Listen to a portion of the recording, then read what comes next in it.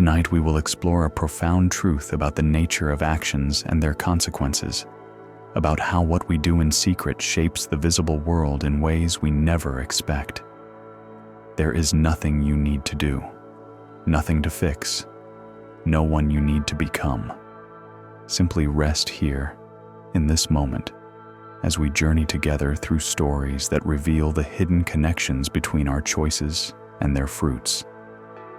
If this path of wisdom and rest calls to you, I invite you to subscribe to join our community of seekers who find peace in ancient teachings. We gather here each night to discover how the Buddha's insights can illuminate our modern lives and guide us toward deeper understanding. The teaching we explore tonight is about the invisible threads that connect all our actions to their results, sometimes immediately, sometimes across years, sometimes in ways that surprise us completely. This is the law of karma, not as punishment or reward from some external judge, but as the natural way that energy moves through the world, returning to us transformed but recognizable. Let us begin this journey together, breathing gently as we enter the first story. Take a deep breath. Feel your body settling into comfort. There is nowhere else you need to be, nothing else you need to understand. Simply listen and let these ancient voices speak their wisdom into your heart. In a town known for its music and festivals, there lived a flute maker named Samir, whose instruments were sought throughout the region. His workshop stood on a quiet street lined with neem trees, their leaves rustling softly in the afternoon breeze. The wooden sign above his door, worn smooth by years of weather, bore the simple inscription, "Finest flutes, all bamboos." Samir worked with the patience of a man who understood his craft completely. Each morning before dawn, he would select bamboo from the bundles stored in his courtyard, running his weathered fingers along the smooth surface, feeling for the subtle variations that would determine each piece's voice. He knew bamboo the way a mother knows her children, which pieces would sing high and clear, which would produce the deep, throaty notes that made listeners close their eyes and sway. His hands moved with the certainty of 3 decades' practice. The careful measuring, the precise boring of holes, the patient sanding until each surface felt like silk beneath his palm. He had learned this craft from his father, who had learned from his father, in an unbroken line stretching back generations. The tools he used, the thin iron rods for boring, the curved knives for shaping, the small files worn smooth from use, these had belonged to his grandfather and his grandfather's father.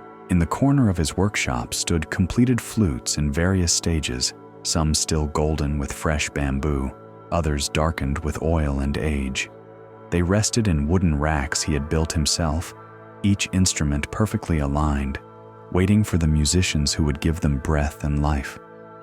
The workshop held the sweet scent of bamboo shavings mixed with the oils he used for finishing, a smell that clung to his clothes and followed him through the narrow streets of the town.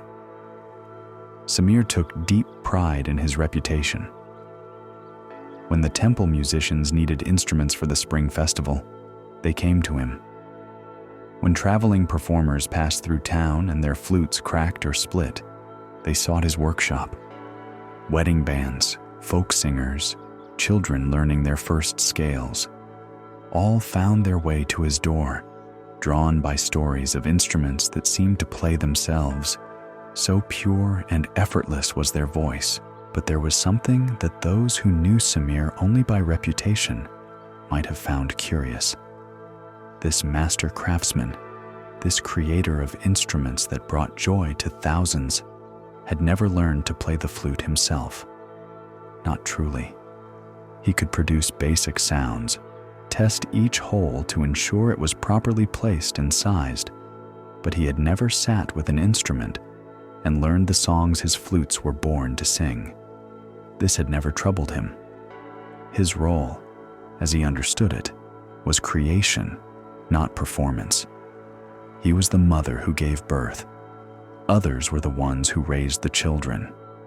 His gift lay in selecting the perfect bamboo, in knowing exactly where each finger hole should be placed, in understanding the mathematical relationships that governed pitch and tone. What need did he have to play when his instrument spoke so clearly in the hands of others? The division of labor seemed natural to him.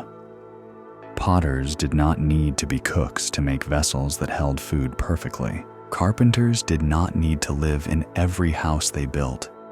Weavers did not need to wear every sari they created. Each person had their role in the great web of creation and use. His role was to transform dead bamboo into living instruments. Others could make those instruments sing. For years, this philosophy served him well. His reputation grew. Musicians would travel from distant villages specifically to commission instruments from his hands.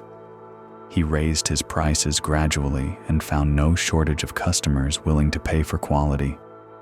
His wife managed the front of the shop while he worked in the back workshop, and together they raised 3 children on the income from his craft. The children had learned some music. His wife had insisted on that. But Samir himself remained focused entirely on the making. When customers occasionally asked him to demonstrate a flute, he would deflect the request with humor.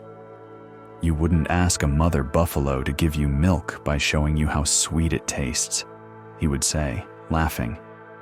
"You can see the quality in the drinking." Most customers accepted this explanation.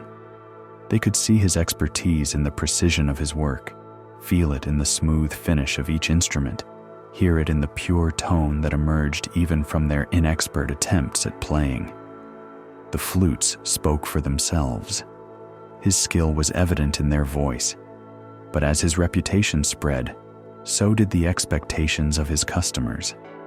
Musicians became more demanding, more specific in their requirements. They wanted to discuss subtle variations in tone color, tiny adjustments in pitch relationships, modifications that would serve particular musical styles or complement specific voices. These conversations began to stretch Samir's vocabulary. He had learned to speak about his instruments in technical terms, the diameter of bore holes, the mathematics of spacing, the qualities of different bamboo varieties. But increasingly, customers used language that came from the experience of playing, not making.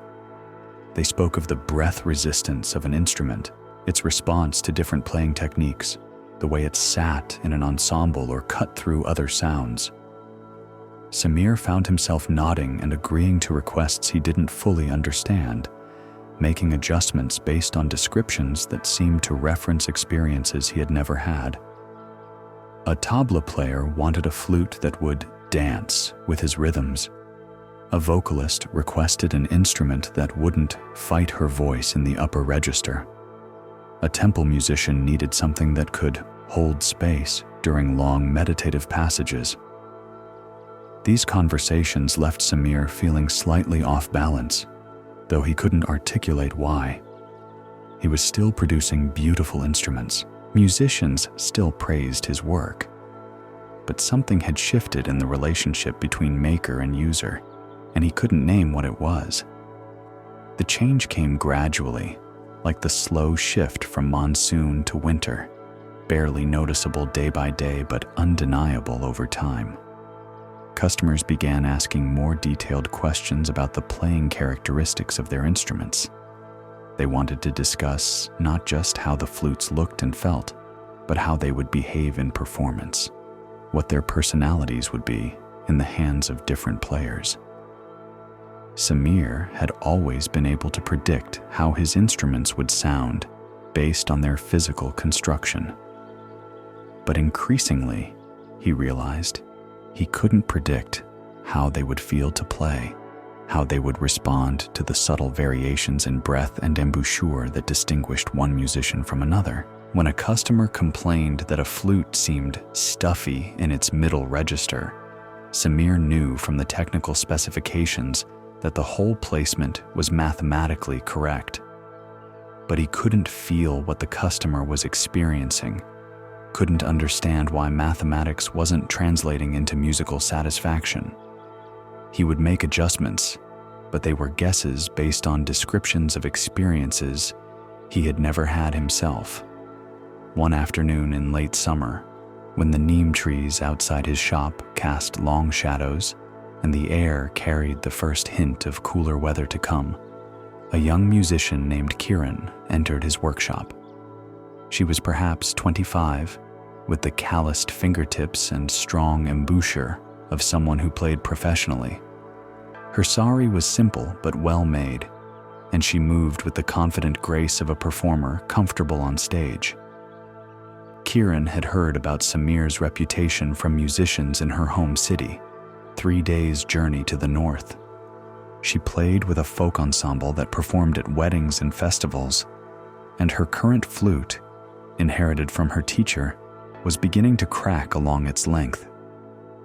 She needed a replacement that could match not just the pitch of her old instrument, but its voice, its character, its responsiveness to her particular playing style. She examined several of Samir's completed flutes, testing each with short phrases and scales. Her playing was accomplished but not showy, each note placed with precision and musical intelligence. She understood her instrument intimately, the way a dancer understands her body or a painter understands her brushes. After trying several flutes, she selected one with particularly fine grain and a slightly larger bore than his standard design. "This has good bones," she said, "but it needs adjustments for my ensemble work. Can you modify the upper holes slightly? I need more flexibility in the highest register and cleaner response to rapid passages." Samir nodded, though privately he wondered exactly what she meant by flexibility and cleaner response. He had made thousands of flutes, but the language of playing remained partly foreign to him. He made notes about her requests and promised to have the modifications completed within a week. When Kiran returned, she tested the adjusted instrument carefully, playing scales and melodic fragments that showcased the changes he had made. The flute sounded beautiful to Samir's ear, clear, well-tuned, responsive to her breath, but her expression was troubled. "It's closer," she said finally, "but something is still not quite right. The response in fast passages is better, but now the sustain in long notes feels uneven, and there's a slight resistance when I try to bend pitches in the traditional style." Samir felt a familiar frustration rising in his chest. The flute was perfectly crafted, according to every technical standard he knew. The mathematics of the whole placement was precise. The bore was smooth and true. The finish was flawless. Yet somehow, in the hands of this skilled musician, it was not performing as intended. "Perhaps you could show me more specifically what you mean," he asked. Kiran played several long, sustained notes, demonstrating how the flute seemed to lose its focus partway through each phrase. Then she attempted some of the pitch bends common in her traditional style, showing how the instrument resisted certain techniques that should have been effortless. Samir watched and listened, but what he saw was a beautifully made instrument, and what he heard was lovely music. The problems she described were evident to her experienced ear and trained technique, but to him they remained abstract, descriptions of experiences he couldn't share. "I think I understand," he said, though he wasn't certain he did. "Let me try another approach." He made additional modifications, working from his technical knowledge and his best interpretation of her feedback. But when she tested the flute again, the improvements were marginal. The instrument was still beautiful, still musical, but it wasn't the tool she needed for her professional work. After her third visit, with the flute still not quite right despite multiple adjustments, Kiran sat in the wooden chair beside his workbench and looked at him directly. Her expression was kind but serious, "May I ask you something?" she said. "How long have you been making flutes?" 32 years, Samir replied with some pride. "I learned from my father, who learned from his father. This craft has been in my family for 4 generations. And in all that time, have you ever learned to play the instruments you make?" The question hung in the air between them like incense smoke, visible and unavoidable. Samir felt his face warm slightly. "I can test them," he said.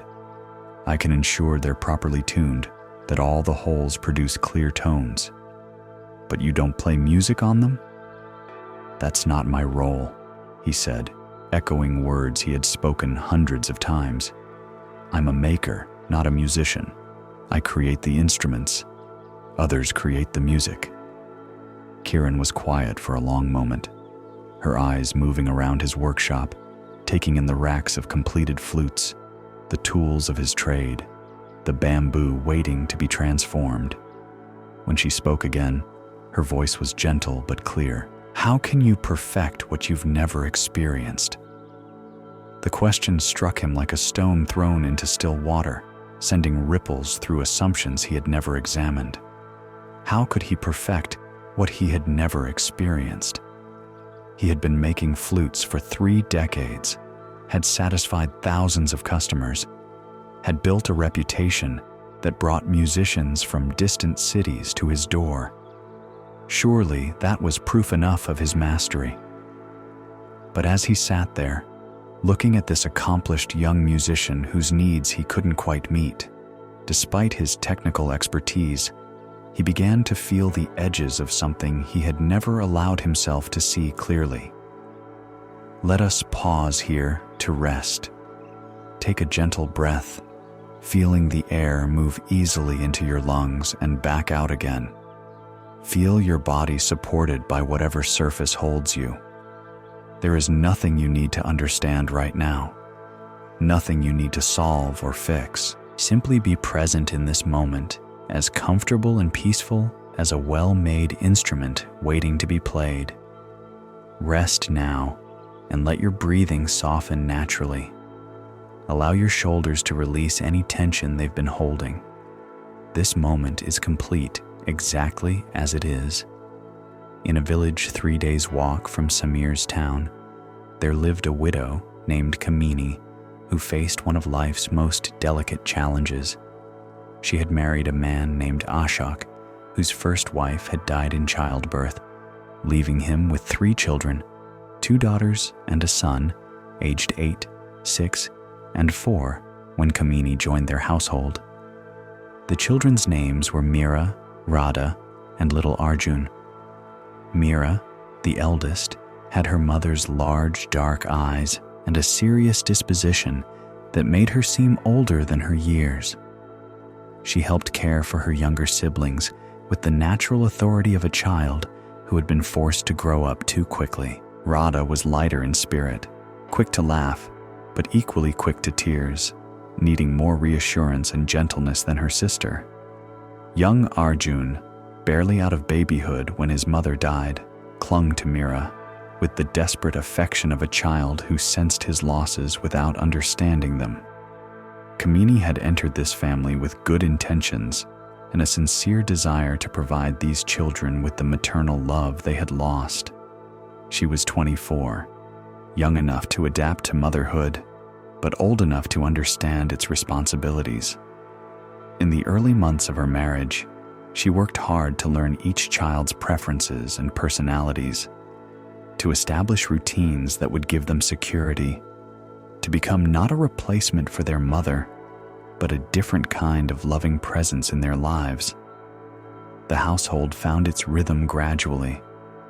Ashok worked as a grain merchant, traveling frequently to neighboring towns to buy and sell rice, wheat, and lentils. This left Kamini alone with the children for days at a time, managing the cooking, cleaning, and countless small crises that arise in any home with young ones. She learned to braid Meera's thick hair the way the girl preferred, to sing the lullabies that helped Radha fall asleep, to patience with Arjun's endless questions and need for attention. For nearly 2 years, this arrangement worked reasonably well. The children began calling her Ma, though sometimes in their sleep or in moments of distress, they would still cry for their birth mother. Kamini accepted these lapses with grace, understanding that grief follows its own schedule and cannot be rushed or reasoned with. She was building trust slowly, day by day, meal by meal, bedtime story by bedtime story. Then, in the 3rd year of her marriage, Kamini discovered she was pregnant with her own child. The pregnancy brought joy, but also unexpected complications in her heart. As her belly grew and she felt her own baby moving within her, she became aware of a fierce, protective love, unlike anything she had experienced with her stepchildren. This was her blood, her genetic continuation, the child she would carry and birth and nurse at her own breast. The love she felt for this unborn baby was immediate, consuming, absolute, in a way that her gradual affection for Ashok's children had never been.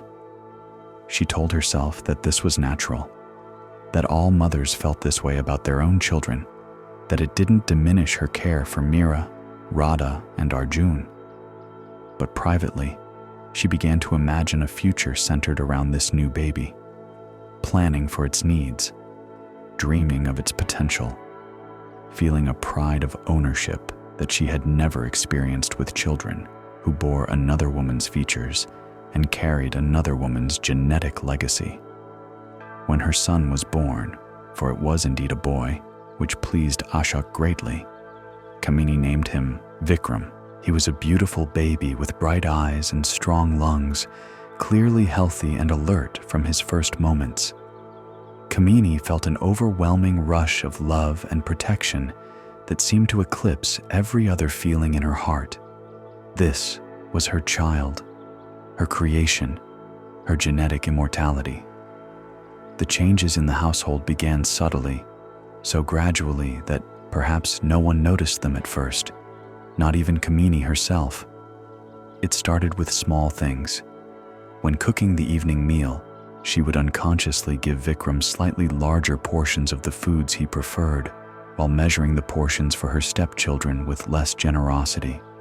The good rice, saved for special occasions, appeared more frequently in Vikram's bowl.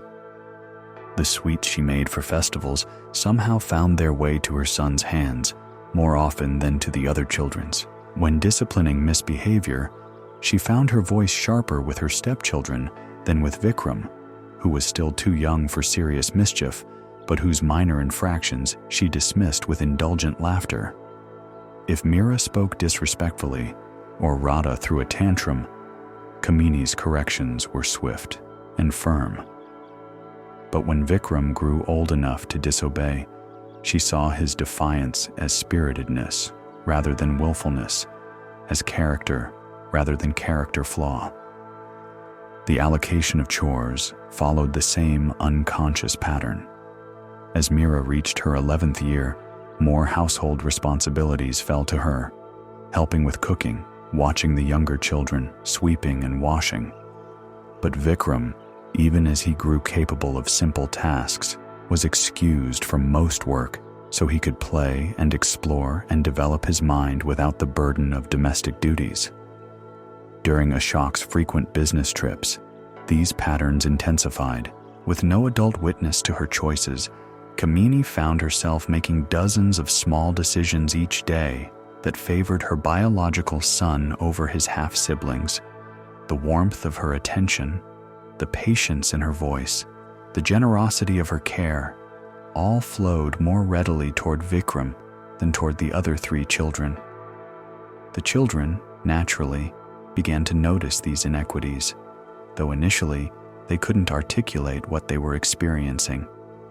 Mira, as the oldest and most perceptive, felt at first as a vague sense that something had changed in their household since Vikram's birth.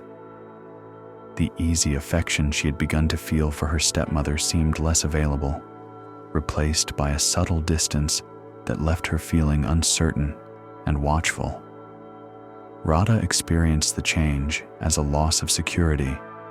The woman who had comforted her nightmares and celebrated her small achievements now seemed preoccupied, her attention divided in ways that left little Radha feeling overlooked and unimportant. She began having more frequent tears, clinging more desperately to her father during his brief times at home, sensing that her place in the family had somehow become less secure. Young Arjun, now 6, felt the shift most painfully. Having lost one mother to death, he was acutely sensitive to any withdrawal of maternal love.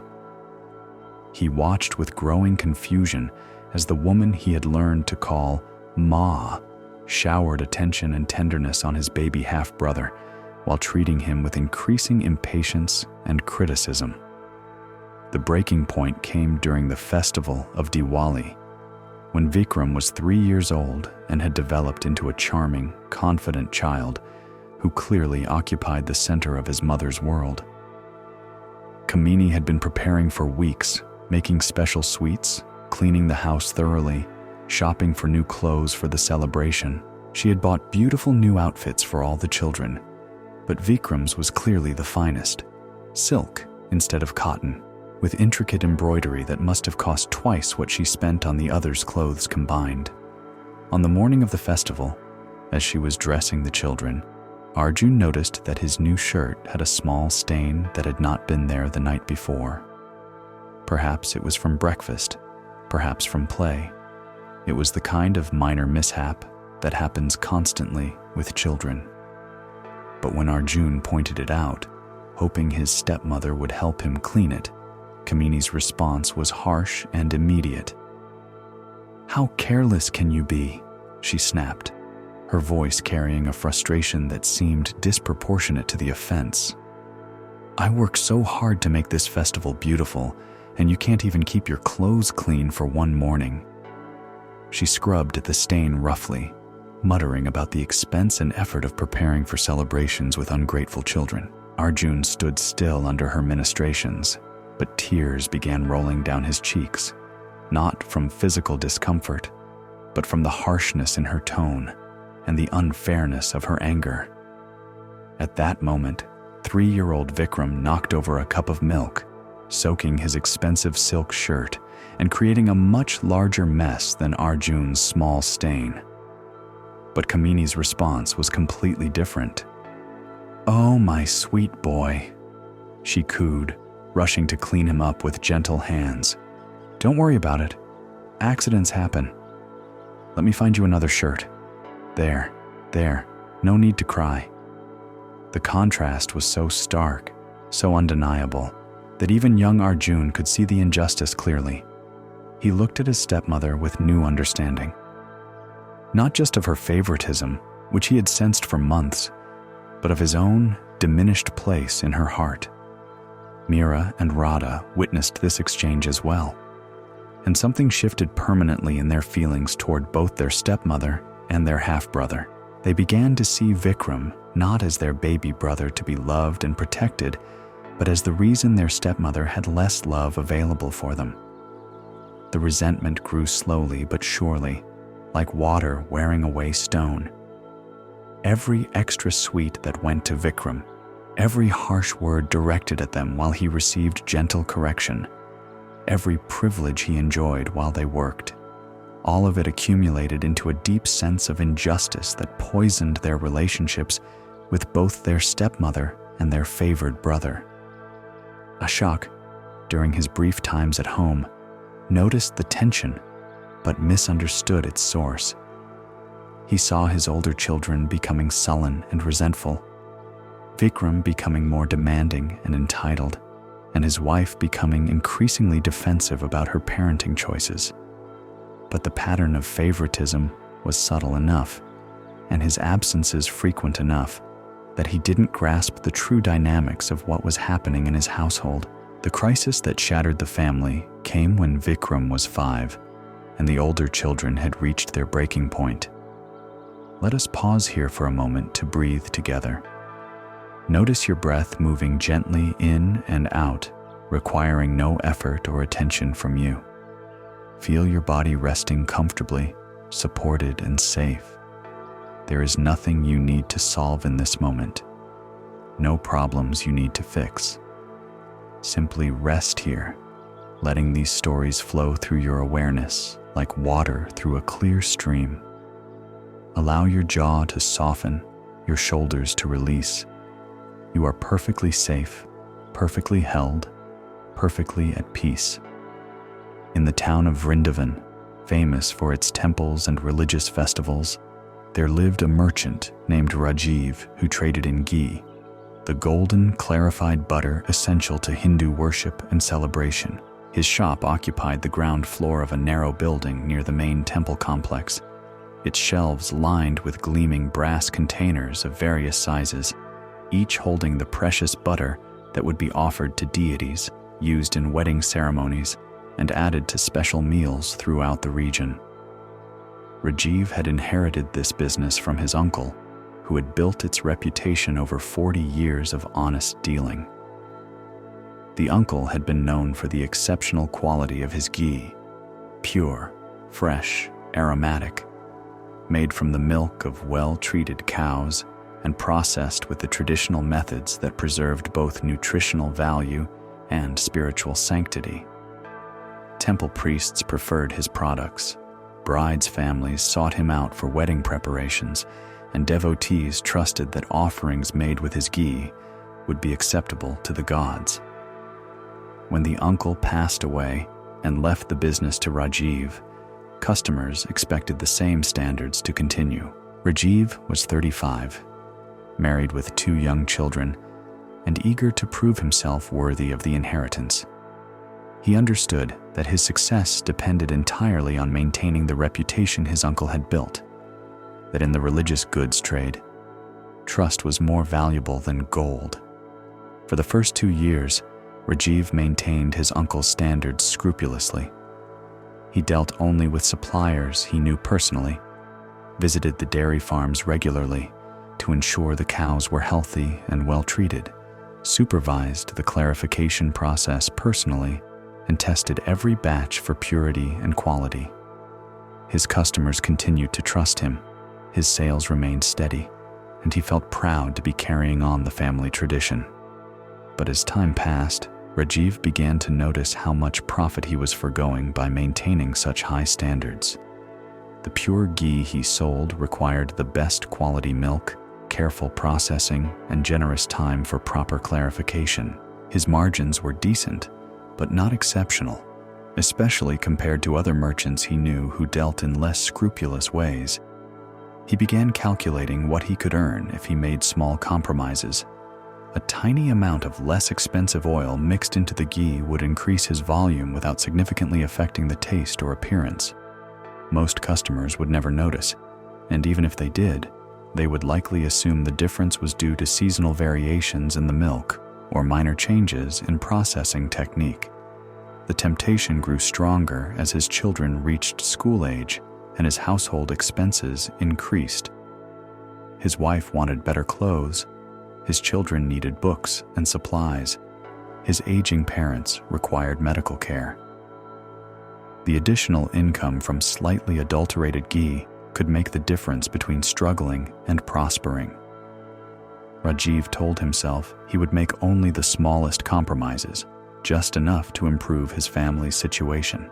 He would still provide good quality ghee, just not the absolutely perfect purity his uncle had maintained.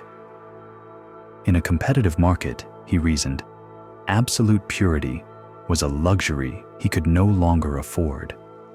He began by purchasing less expensive milk from farms where the cows were healthy, but not quite as well fed as those from his premium suppliers. The ghee was still good quality, just not exceptional. Most customers noticed no difference, and those who mentioned any change accepted his explanations about seasonal variations. Encouraged by this success, Rajiv took the next step. He began adding small amounts of refined coconut oil to his ghee during the clarification process. Coconut oil was cheaper than pure ghee, had a similar consistency when properly mixed, and its subtle flavor was almost undetectable when combined in the right proportions. The additional profit was significant. Where before he might earn a modest living, now he could afford small luxuries for his family, build savings for his children's education, even consider expanding his business. The financial pressure that had kept him awake at night began to ease, replaced by a comfortable security he had never experienced.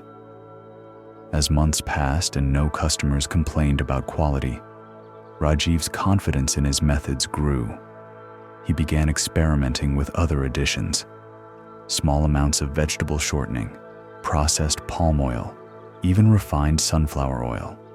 Each addition increased his profit margins while maintaining the appearance and basic functionality of pure ghee.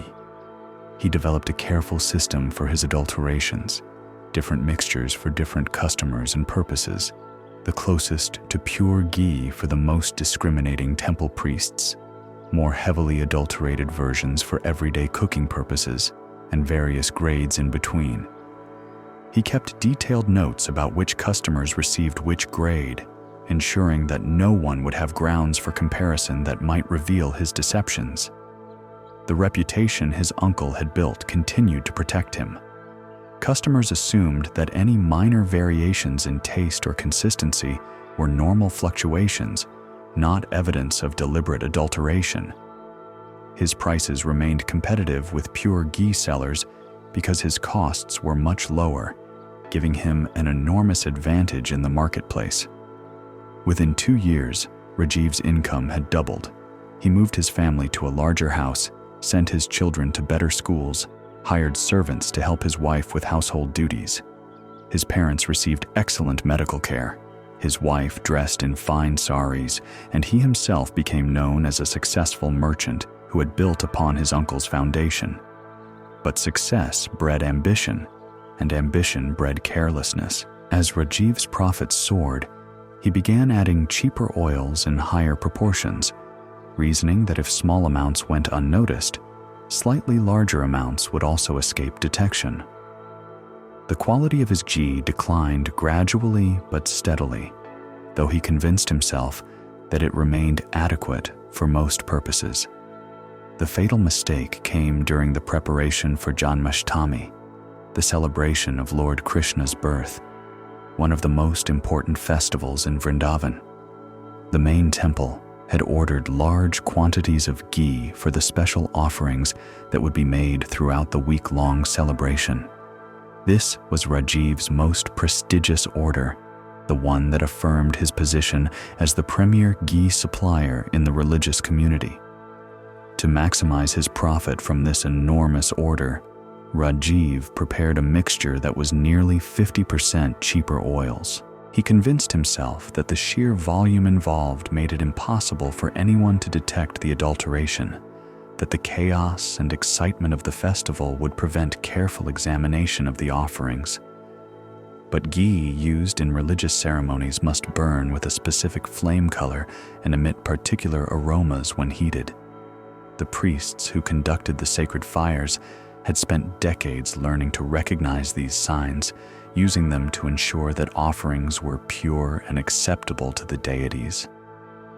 On the second day of the festival, during the most important fire ceremony, something went wrong. The ghee that Rajiv had supplied burned with an odd, acrid smell and produced flames that flickered with the wrong colors. The smoke carried a harsh odor that made devotees cough and water their eyes. Several people, including elderly worshippers and young children, became nauseous from the fumes. The head priest, a man named Gopal, who had conducted these ceremonies for 30 years, immediately recognized that the ghee was adulterated. He had seen this before in other temples where merchants had tried to pass off impure products for sacred use. The signs were unmistakable to his trained eye and nose. The ceremony had to be stopped. The contaminated offerings were removed, the sacred fire was extinguished and ritually purified, and fresh ghee had to be acquired from another supplier before the worship could resume. The festival, which should have been a time of joy and devotion, became a source of confusion and distress for hundreds of devotees. Gopal summoned Rajiv to the temple immediately. When Rajiv arrived, still unaware that his deception had been discovered, he found himself facing not just the head priest, but several other religious authorities and community leaders. The contaminated ghee sat in brass containers before them, evidence of a betrayal that struck at the heart of their sacred practices. "This ghee has been adulterated," Gopal said without preamble, his voice carrying the authority of both religious office and personal integrity. "Our sacred fires have been polluted, our offerings contaminated, our devotees made ill by the impurities you mixed with what should have been pure." Rajiv's first instinct was denial. "There must be some mistake," he said. "I use only the finest ingredients, the same methods my uncle taught me. Perhaps there was contamination during transport, or..." But Gopal held up a hand for silence. "I have been conducting these ceremonies since before you were born," he said. "I know the smell of pure ghee, the color of its flame, the way it burns clean and bright. What you supplied is perhaps half ghee and half cheaper oils. Do you think we cannot tell the difference between sacred butter and common cooking fat?" The accusation hung in the temple air like incense smoke, visible and inescapable.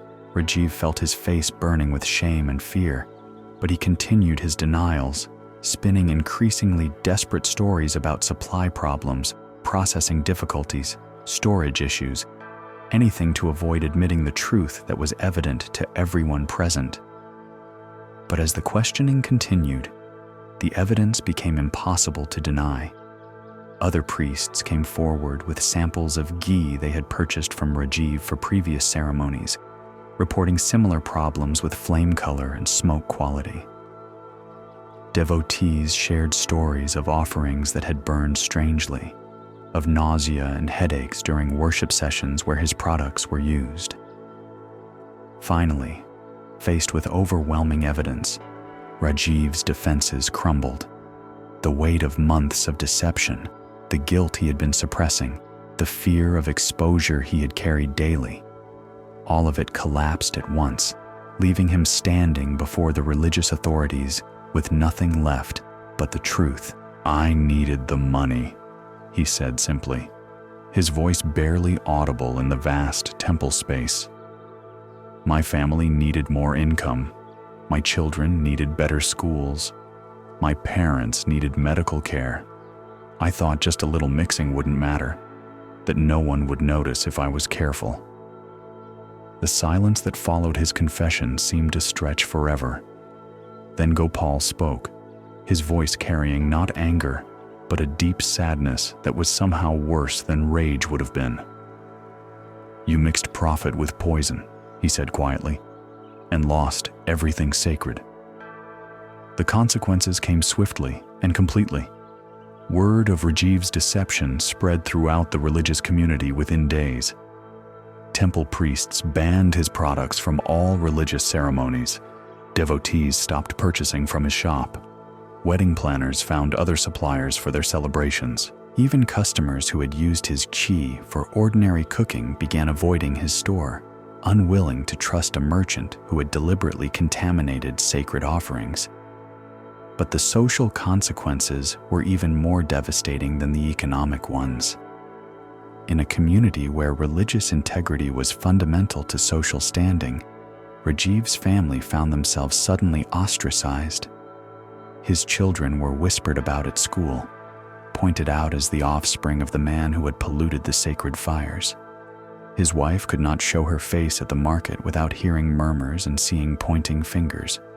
His elderly parents, who had worshipped at the main temple for decades, were told they were no longer welcome at community ceremonies. The business that had taken his uncle 40 years to build collapsed in a matter of weeks. The suppliers who had trusted Rajiv refused to sell to him.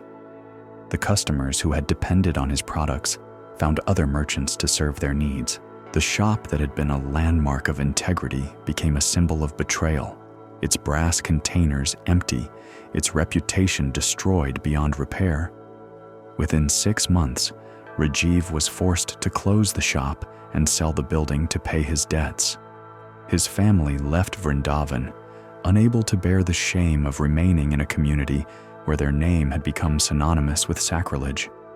They moved to a distant city where no one knew their story, where Rajiv found work as a laborer in someone else's business, earning in a month what he used to make in a day.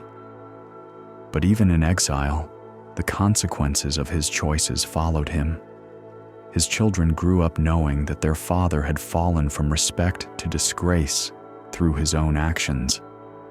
His wife, who had enjoyed the fruits of his deception without knowing their source, struggled with the knowledge that her improved circumstances had been built on the betrayal of sacred trust. His parents died in poverty, their final years shadowed by the shame their son had brought upon the family name. This story shows us how the desire for easy profit can corrupt even the most sacred trusts. Rajiv discovered that mixing impurity with what should be pure doesn't just diminish the product, it destroys everything it touches. The Buddha taught that when we defile what is sacred for material gain, we lose both the material benefits and the spiritual foundation that makes life meaningful. When we compromise our integrity for profit, we may gain money temporarily, but we lose the trust, respect, and inner peace that make wealth worthwhile. Let us rest here for a moment. Take a gentle breath, feeling the air move naturally through your body. Notice how your breathing requires no effort from you, how it continues steadily whether you pay attention to it or not. This is how wisdom works as well, always available, always supporting you, requiring only your willingness to receive it. Allow your body to settle more deeply into comfort. There is nowhere you need to go, nothing you need to accomplish right now. Simply be present with these teachings, letting them settle into your understanding like seeds finding fertile ground. In a farming region known for its fertile soil and seasonal rains, there lived a farmer named Prakash, who had spent his life working the same land his father and grandfather had cultivated before him. His fields produced good harvests of millet and wheat. His small herd of cattle provided milk and labor, and his family lived modestly but securely from the fruits of their work. Prakash was known in his village as a practical man, careful with money, reluctant to take unnecessary risks. He planned his planting according to traditional wisdom, saved seed from his best crops, and maintained his tools and equipment with the thoroughness of someone who understood that his livelihood depended on these simple implements. This practical nature served him well through the normal challenges of farming life: droughts that required careful water management, pest infestations that demanded prompt action, market fluctuations that called for patience and adaptability. While some of his neighbors made impulsive decisions that led to financial hardship, Prakash's steady, methodical approach kept his family fed and his debts manageable. But this same practical nature, which was his strength in most situations, became the source of his greatest downfall when he encountered a situation that required wisdom rather than mere practicality. The situation arose in late spring, during the season when farmers traditionally purchase work animals to help with plowing and harvesting. Prakash's old bull, which had served his family faithfully for 8 years, was showing signs of age and fatigue. The animal could still work, but not with the vigor and endurance that the busy farming season demanded. Prakash had been saving money to purchase a replacement, planning to buy a young, strong bull from one of the reputable animal dealers who visited the regional market each month.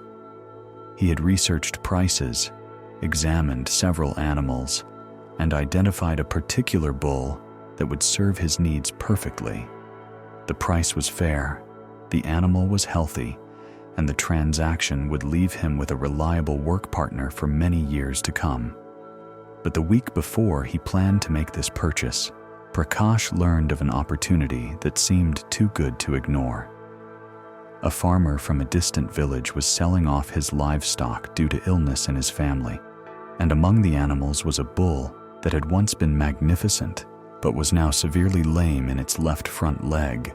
The bull was still a beautiful animal, large, well-muscled, with the intelligent eyes and patient temperament that marked superior work animals. Its injury was clearly visible, but not life-threatening. The leg had been broken at some point and healed incorrectly, leaving the animal with a pronounced limp that made normal farm work impossible. The price being asked was a fraction of what Prakash would pay for a healthy bull. The seller, desperate to liquidate his assets quickly to pay for his family's medical expenses, was willing to accept almost any reasonable offer. For the money Prakash had saved for one good bull, he could buy this injured animal and have enough left over to make other improvements to his farm. Prakash examined the lame bull carefully, walking around it, observing its movement, assessing the extent of its disability. The limp was pronounced but consistent. The animal could move, but slowly, could bear weight, but not for extended periods. It was clearly unsuitable for the heavy work that farming required. But as Prakash looked at this once magnificent animal, an idea began forming in his mind.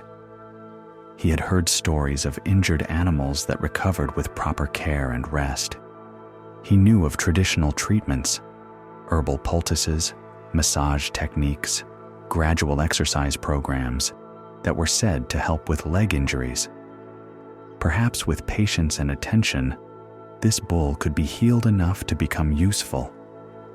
And even if the healing was only partial, Prakash reasoned, he would still have a valuable animal at a fraction of the normal cost. If he could restore even half the bull's original capacity, he would have made an excellent investment. If the healing was more complete, he would own a superior work animal and have achieved a remarkable financial coup. The more he thought about it, the more convinced he became that this was an opportunity that his practical nature should embrace. Instead of paying full price for a healthy bull, he could use his knowledge and patience to transform a disabled animal into a valuable one, profiting from his effort and insight. He made the purchase that same day, paying less than a quarter of what he would have spent on a healthy animal. The seller helped him transport the lame bull to his farm, where Prakash immediately began what he believed would be a systematic healing process. He constructed a special shelter for the bull, with soft bedding and easy access to food and water. He prepared herbal treatments based on remedies his grandmother had described, mixing pastes of turmeric and other healing herbs that he applied to the injured leg twice daily. He designed a gradual exercise program, leading the bull slowly around his property for increasing periods each day. For the first few weeks, Prakash's optimism remained high. The bull seemed to respond well to the attention and care, its general health improving with regular feeding and gentle treatment. There were days when its limp appeared slightly less pronounced, when it moved with marginally greater ease. Prakash interpreted these small variations as signs of real improvement, evidence that his treatment approach was working. He increased the herbal applications, extended the exercise periods, and began imagining the day when his patient investment would pay off with a fully restored work animal. But as weeks turned to months, the fundamental nature of the bull's injury became undeniable. The leg had healed incorrectly years earlier, the bones and joints set in positions that could not support normal function. The limp that Prakash had hoped to cure was not a temporary condition that would respond to treatment, but a permanent disability that no amount of care could correct. Yet Prakash found himself unable to accept this reality. He had invested too much time, effort, and hope in the healing process to abandon it easily. Each day brought the possibility that tomorrow would show real improvement. Each small variation in the bull's movement seemed to offer evidence that recovery was still possible. He consulted with other farmers, seeking new treatment ideas. He traveled to neighboring villages to speak with animal healers and traditional medicine practitioners.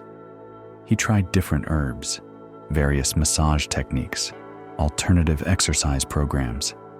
Each new approach brought renewed hope and required additional investment of time and resources. The healthy bull he should have purchased was sold to another farmer. The plowing season came and went with Prakash doing the work by hand that should have been done by animal power. His crops suffered from the delayed and inadequate field preparation. His harvest was smaller than it should have been, reducing his income and making it more difficult to absorb the ongoing costs of caring for the lame bull. But instead of recognizing these mounting costs and cutting his losses, Prakash interpreted the poor harvest as evidence that he needed the bull's help even more urgently. The reduced income made him more desperate to see his investment pay off, more determined to achieve the recovery that would justify all his efforts. The second year brought more elaborate treatment attempts. Prakash hired a traveling animal healer who claimed special knowledge of bone and joint problems. The healer's fees were substantial, but he promised results that Prakash's simpler treatments had failed to achieve. New herbal preparations were tried, new exercise routines implemented, new hopes generated. Again, there were days when improvement seemed possible, when the bull's movement appeared marginally better, but these variations proved to be temporary fluctuations rather than lasting progress. The fundamental disability remained unchanged, immune to all attempts at correction. By the third year, the financial costs of Prakash's persistence had become severe. He had spent more on treatments for the lame bull than he would have paid for several healthy animals. The lost productivity from working without adequate animal power had reduced his farm's output significantly. He had borrowed money to cover the treatment expenses, adding debt service to his monthly obligations. His family began questioning his judgment. His wife pointed out that they could have purchased good work animals with the money spent on treating the lame bull. His children needed school supplies and clothes that they could not afford because of the resources devoted to the hopeless healing project. But Prakash's attachment to his original plan had grown stronger with each investment. Every rupee spent on treatment became a reason to spend more, because abandoning the project would mean accepting that all previous expenditures had been wasted.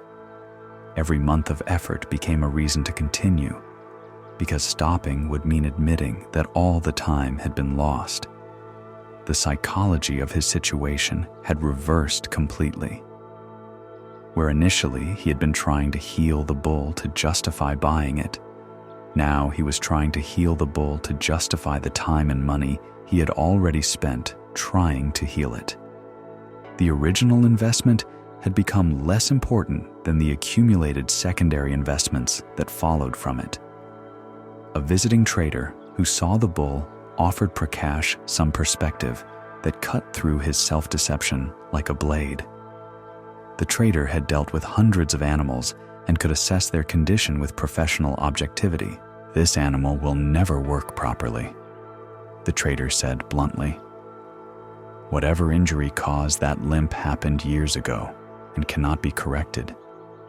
You could spend 10 years and a fortune on treatments, and it would still be lame." Prakash's first response was defensive. He listed all the treatments he had tried, all the small improvements he thought he had observed, all the reasons to believe that recovery was still possible. But the trader listened patiently and then offered a different perspective. "You loved your plan more than reality," the trader said simply. "When you discovered the plan wasn't working, you tried to change reality instead of changing the plan."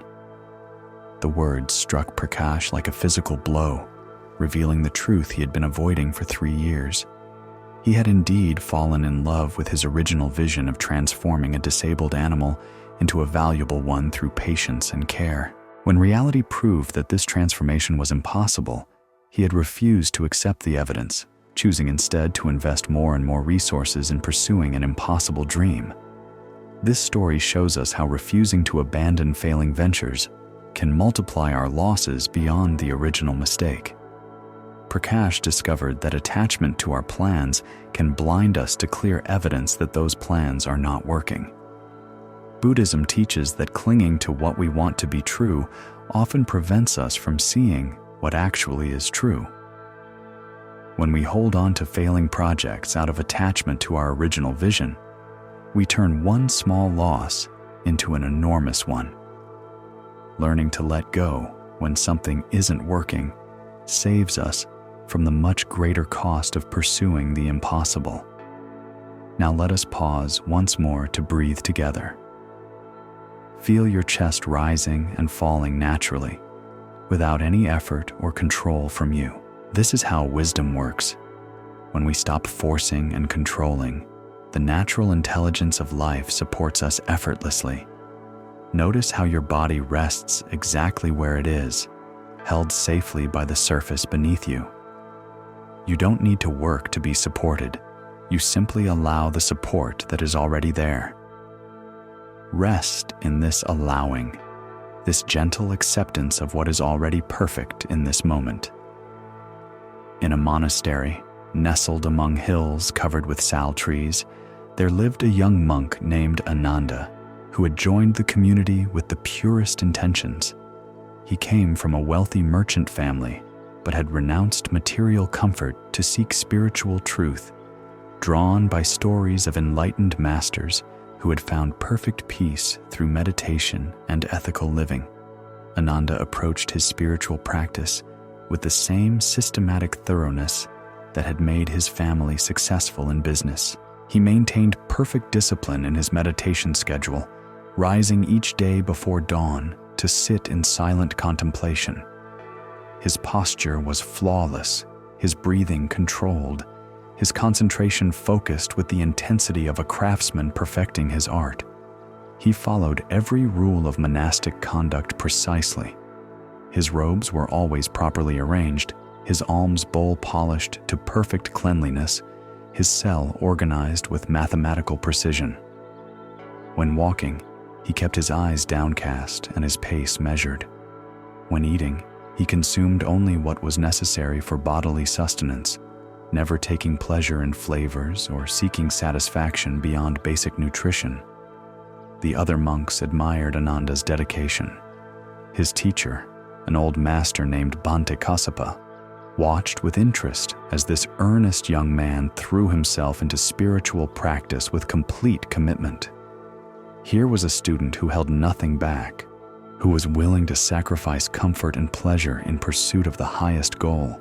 But as months passed, Bhante Kassapa began to notice something troubling in Ananda's approach to spiritual life. The young monk's practice, though outwardly perfect, seemed to generate tension rather than peace. During group meditations, Ananda sat with rigid concentration that made his whole body appear strained. His face, which should have shown the serenity of deep practice, instead carried lines of effort and determination that suggested struggle rather than surrender. When Ananda walked through the monastery grounds, his mindfulness appeared forced, as if he were constantly monitoring himself for mistakes. His interactions with other monks, while always polite and appropriate, lacked the natural warmth and ease that characterized monks who had found genuine inner peace. Most tellingly, Ananda seemed to be accumulating spiritual practices the way his merchant family had accumulated wealth. He requested additional meditation periods beyond what was required. He adopted extra dietary restrictions, limiting himself to smaller portions than necessary for health. He added supplementary prayers and chanting sessions to his daily routine, treating spiritual development as a project that would yield results proportional to the effort invested. Bhante Kassapa recognized the signs of what the Buddha had called spiritual materialism, the tendency to approach enlightenment as another form of acquisition, to treat wisdom as a commodity that could be earned through sufficient effort and discipline. One afternoon, as the monsoon rains drummed steadily on the monastery roof and the air carried the green scent of growing things, Bhante Kassapa invited Ananda to join him for tea in his simple quarters. The old monk's room contained only the basic necessities: a sleeping mat, a small table, a shelf holding a few essential texts, and a window that looked out onto the forest where wild orchids bloomed among the trees. They sat quietly for several minutes, listening to the rain and watching steam rise from their clay cups. Bhante Kassapa had learned that the most important teachings often emerged from silence rather than words, that wisdom revealed itself when the mind was relaxed rather than focused on learning. Finally, the old monk spoke. "Ananda, tell me about your meditation practice. How are you experiencing your sitting periods these days?" Ananda straightened slightly, pleased to discuss what he considered his most important work. "I maintain perfect regularity, Bhante. 2 hours before dawn, 1 hour after the midday meal, and 2 hours again in the evening. I follow the breath meditation instructions precisely, noting when the mind wanders and returning attention to the breathing with firm discipline." "And how does this feel in your body?"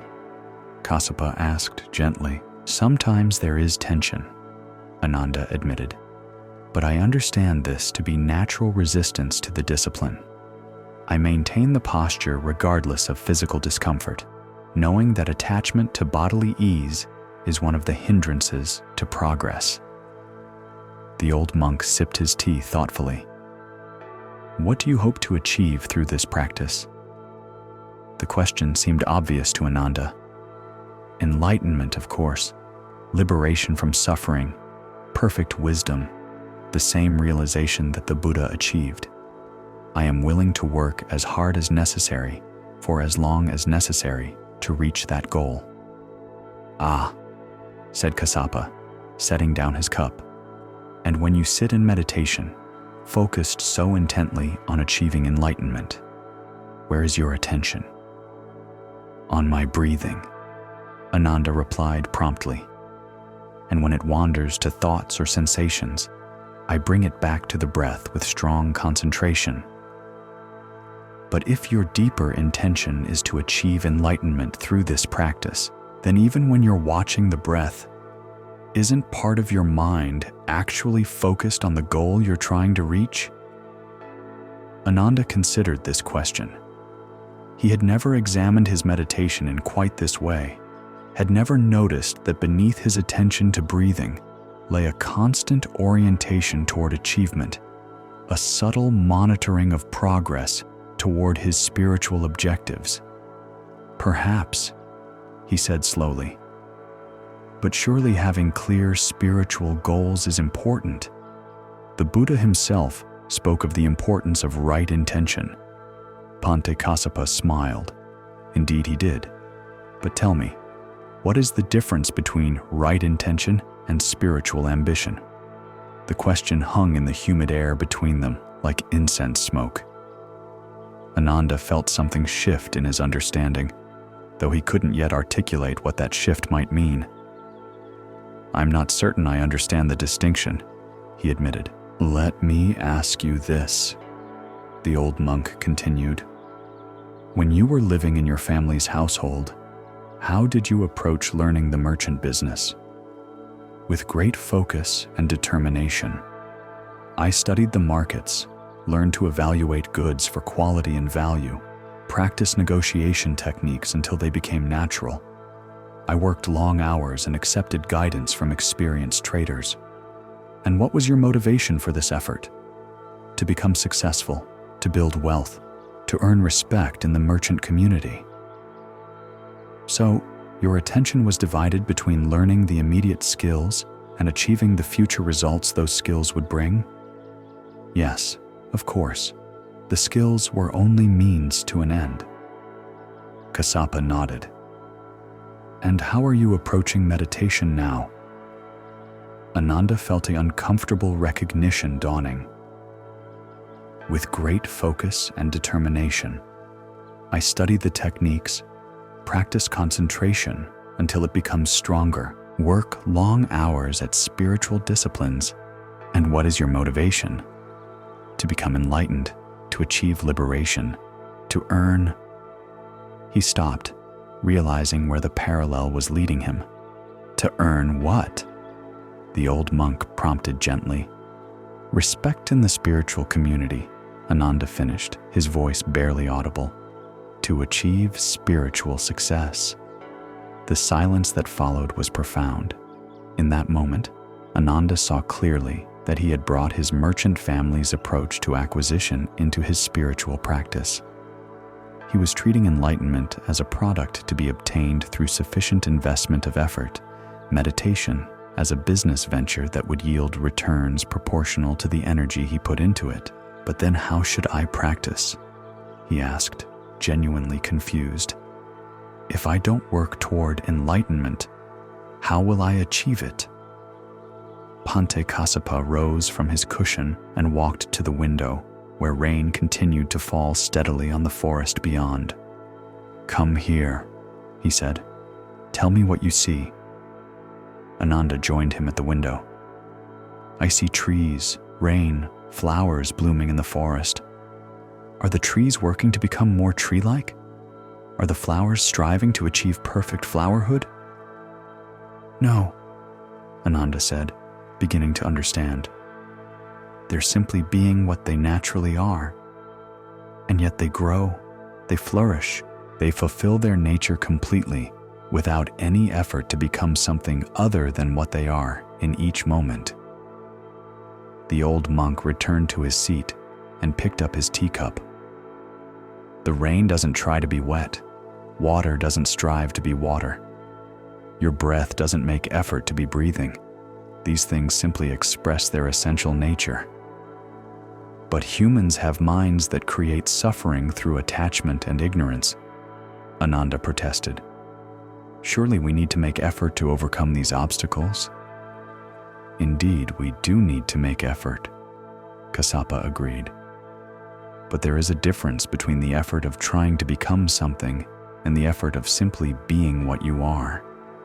One creates tension and division in the mind. The other creates natural flow and integration. He paused to let this sink in. When you sit in meditation trying to achieve enlightenment, you create a meditator who is separate from enlightenment, working to bridge that gap. But what if enlightenment is not something you achieve, but something you stop preventing yourself from experiencing? Ananda felt his familiar spiritual framework beginning to dissolve. I don't understand how to practice without goals, without making progress towards something better. The goal is not the problem, Kassapa said kindly. The problem is making the goal more important than this moment. When you sit down to meditate, what is actually happening right now? I'm sitting, breathing, being present. And is there anything lacking in that? Is sitting, breathing, being present somehow insufficient until it produces enlightenment? The question struck Ananda like a bell being rung in a quiet temple. He had been treating each moment of meditation as inadequate until it yielded the spiritual results he was seeking. He had never simply been present with breathing for its own sake, never experienced sitting as complete in itself. What would happen, Kassapa continued, if you approached meditation the way rain approaches falling, not trying to achieve wetness, but simply expressing the natural flow of awareness in this moment? That evening, when Ananda went to his regular meditation period, he found himself in unfamiliar territory. For the first time, he sat down without any agenda other than sitting. He breathed without trying to use his breath to achieve concentration. He simply allowed his awareness to be present without directing it toward spiritual goals. The difference was remarkable. Without the tension of trying to get somewhere, his body relaxed naturally. Without the pressure to achieve particular states of mind, his awareness became clear and spacious. He found himself simply being present, not as a means to an end, but as an end in itself. For the first time since arriving at the monastery, Ananda experienced what the Buddha had called the peace that surpasses understanding, not as a goal to be reached, but as the natural state that emerges when we stop trying to be somewhere else. This story shows us how spiritual ambition can become the greatest obstacle to spiritual realization. Ananda discovered that treating enlightenment as an achievement to be earned creates the very division between self and goal that prevents genuine understanding.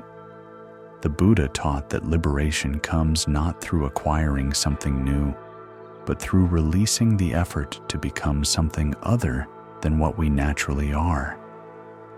When we approach spiritual practice like merchants seeking profit, we miss the simple perfection that is always available in this present moment. Let us rest together now. Feel how your breathing continues without any effort from you, how your heart beats without your management, how awareness simply is without your trying to improve it. Notice how this moment needs nothing added to it to be complete. Allow your shoulders to soften, your jaw to release. There is nothing you need to accomplish, no state you need to achieve. You are already exactly where you need to be, exactly as you need to be. In the foothills of the mountains, where terraced fields stepped down the slopes like giant staircases, there lived a rice farmer named Govind, whose family had worked the same land for 6 generations. He was 42 years old, with the weathered hands and sun-darkened face of a man who spent his days in direct contact with soil and weather, seasons and growth. Govind's fields were small but well-maintained, producing enough rice to feed his family and provide a modest surplus for sale in the local market. His wife Sita managed their household and helped with planting and harvest, while their 2 teenage sons learned the farming skills they would need to continue the family tradition. The work was hard, but satisfying. Each season brought its own rhythm of preparation, planting, tending, and harvesting. Govind understood these rhythms intimately, knew when to prepare the seedbeds, when to transplant the young plants, when to flood the fields, and when to drain them, when to watch for pests, and when to harvest at the perfect moment of ripeness. But this deep knowledge of farming cycles existed alongside a character trait that had always caused Govind trouble: his profound susceptibility to envy. When his neighbor Ramesh added a buffalo to his small herd, Govind felt a sharp pang of resentment that lasted for weeks. Why should Ramesh have better livestock when Govind worked just as hard? When the farmer upslope installed a new irrigation system that improved his water management, Govind found himself unable to feel genuine happiness for the man's success. Instead, he lay awake at night, calculating how much the improvement must have cost, wondering where Ramesh had found the extra money, feeling bitter that his own fields would continue to depend on less reliable water sources. The envy was particularly acute when it came to harvest yields. Each autumn, when the rice was gathered and measured, Govind would compare his production with that of neighboring farmers. If his yield was good, he felt satisfied. But if others had done better, he experienced their success as a personal diminishment, as evidence that he was somehow failing despite his best efforts. This tendency toward comparison and resentment had been with Govind since childhood. As a boy, he had envied classmates whose families could afford better clothes or more substantial meals. As a young man, he had resented peers who married prettier women or inherited more productive fields. Even his marriage to Sita a kind and capable woman who loved him deeply, was shadowed by his awareness that his friend Mohan had married a woman with a larger dowry. The envy didn't make Govind a cruel or dishonest person. He never acted maliciously toward those whose good fortune he resented. He never tried to sabotage his neighbor's success or spread rumors that might damage their reputations.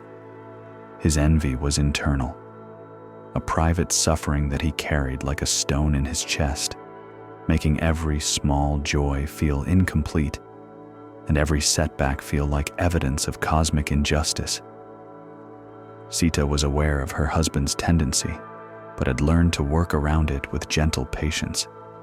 When he came home bitter about a neighbor's good fortune, she would listen without judgment, then quietly redirect his attention toward their own blessings.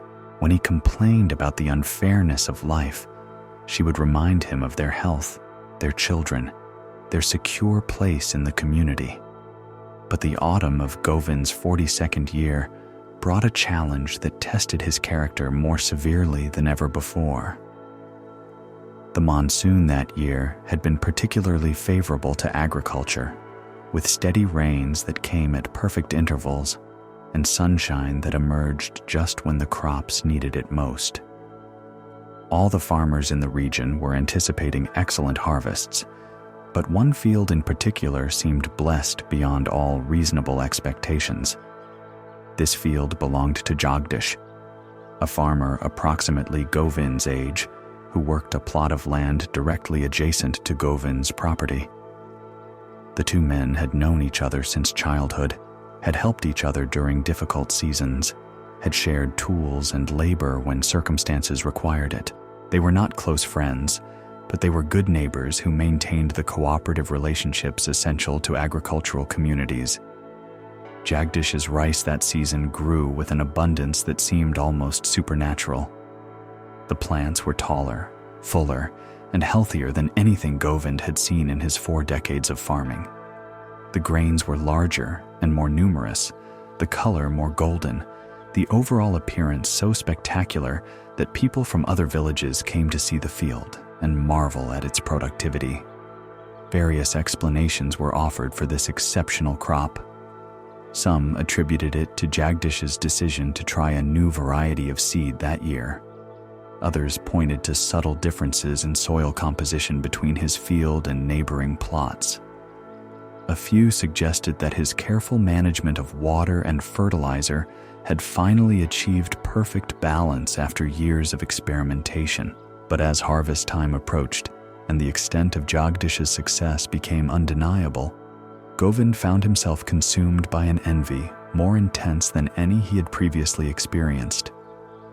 The contrast between the two adjacent fields was impossible to ignore. Where Jagdish's rice stood tall and thick and golden, Govind's crop, though perfectly adequate by normal standards, appeared stunted and thin by comparison. Govind began calculating the financial difference between their harvests. Jagdish would earn perhaps 3 times what Govind would make from the same amount of land, despite working no harder and possessing no greater skill. The injustice of it seemed overwhelming, a cosmic unfairness that made Govind question everything he believed about work and merit and reward. He found himself unable to sleep, lying awake replaying conversations in which neighbors praised Jagdish's remarkable crop. He lost his appetite, food tasting like ash when he imagined Jagdish's family celebrating their unprecedented prosperity. He snapped at his wife and sons over trivial matters, his inner bitterness spilling over into his relationships with the people he loved most. The harvest period arrived, and Govind's worst fears were confirmed. His own crop, which in any other year would have seemed entirely satisfactory, yielded exactly what he had expected: enough rice to feed his family and provide a modest surplus for sale. It was a normal, adequate harvest that should have brought satisfaction and gratitude. But Jagdish's harvest was extraordinary beyond all predictions.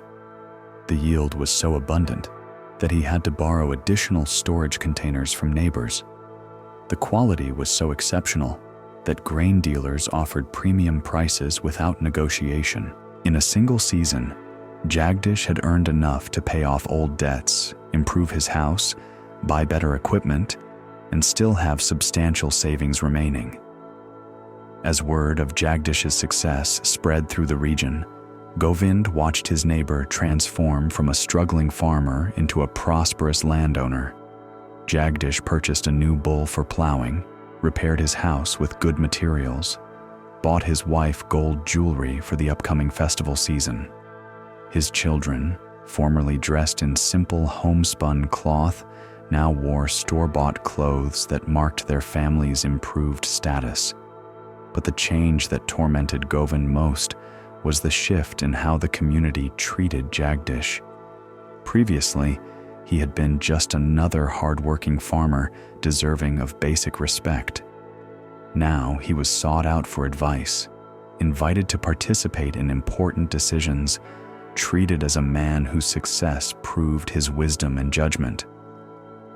When agricultural problems arose, people consulted Jagdish about possible solutions. When disputes needed mediation, his opinion carried new weight. When celebrations were planned, his family was included in ways that reflected their elevated status. The same man who had been Govind's equal was now clearly his superior in the community's eyes. Govind found this social transformation almost harder to bear than the financial disparity.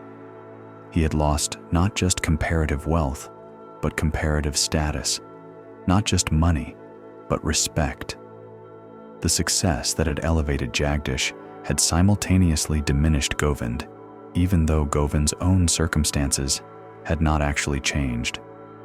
The envy that had been a private burden became an obsession that dominated Govind's thoughts and colored every interaction. When he met Jagdish at the market, he could barely maintain polite conversation. When neighbors discussed Jagdish's good fortune, Govind would find excuses to leave rather than listen to praise of his neighbor's success. Most poisonously, Govind began looking for explanations for Jagdish's success that would diminish its legitimacy. Perhaps the exceptional harvest was just luck that wouldn't be repeated. Perhaps Jagdish had used some unfair advantage, better seeds, secret fertilizers, assistance from relatives. Perhaps the success was temporary, soon to be balanced by corresponding failures. These rationalizations provided temporary relief from the sting of comparison, but they also prevented Govind from learning anything useful from Jagdish's methods.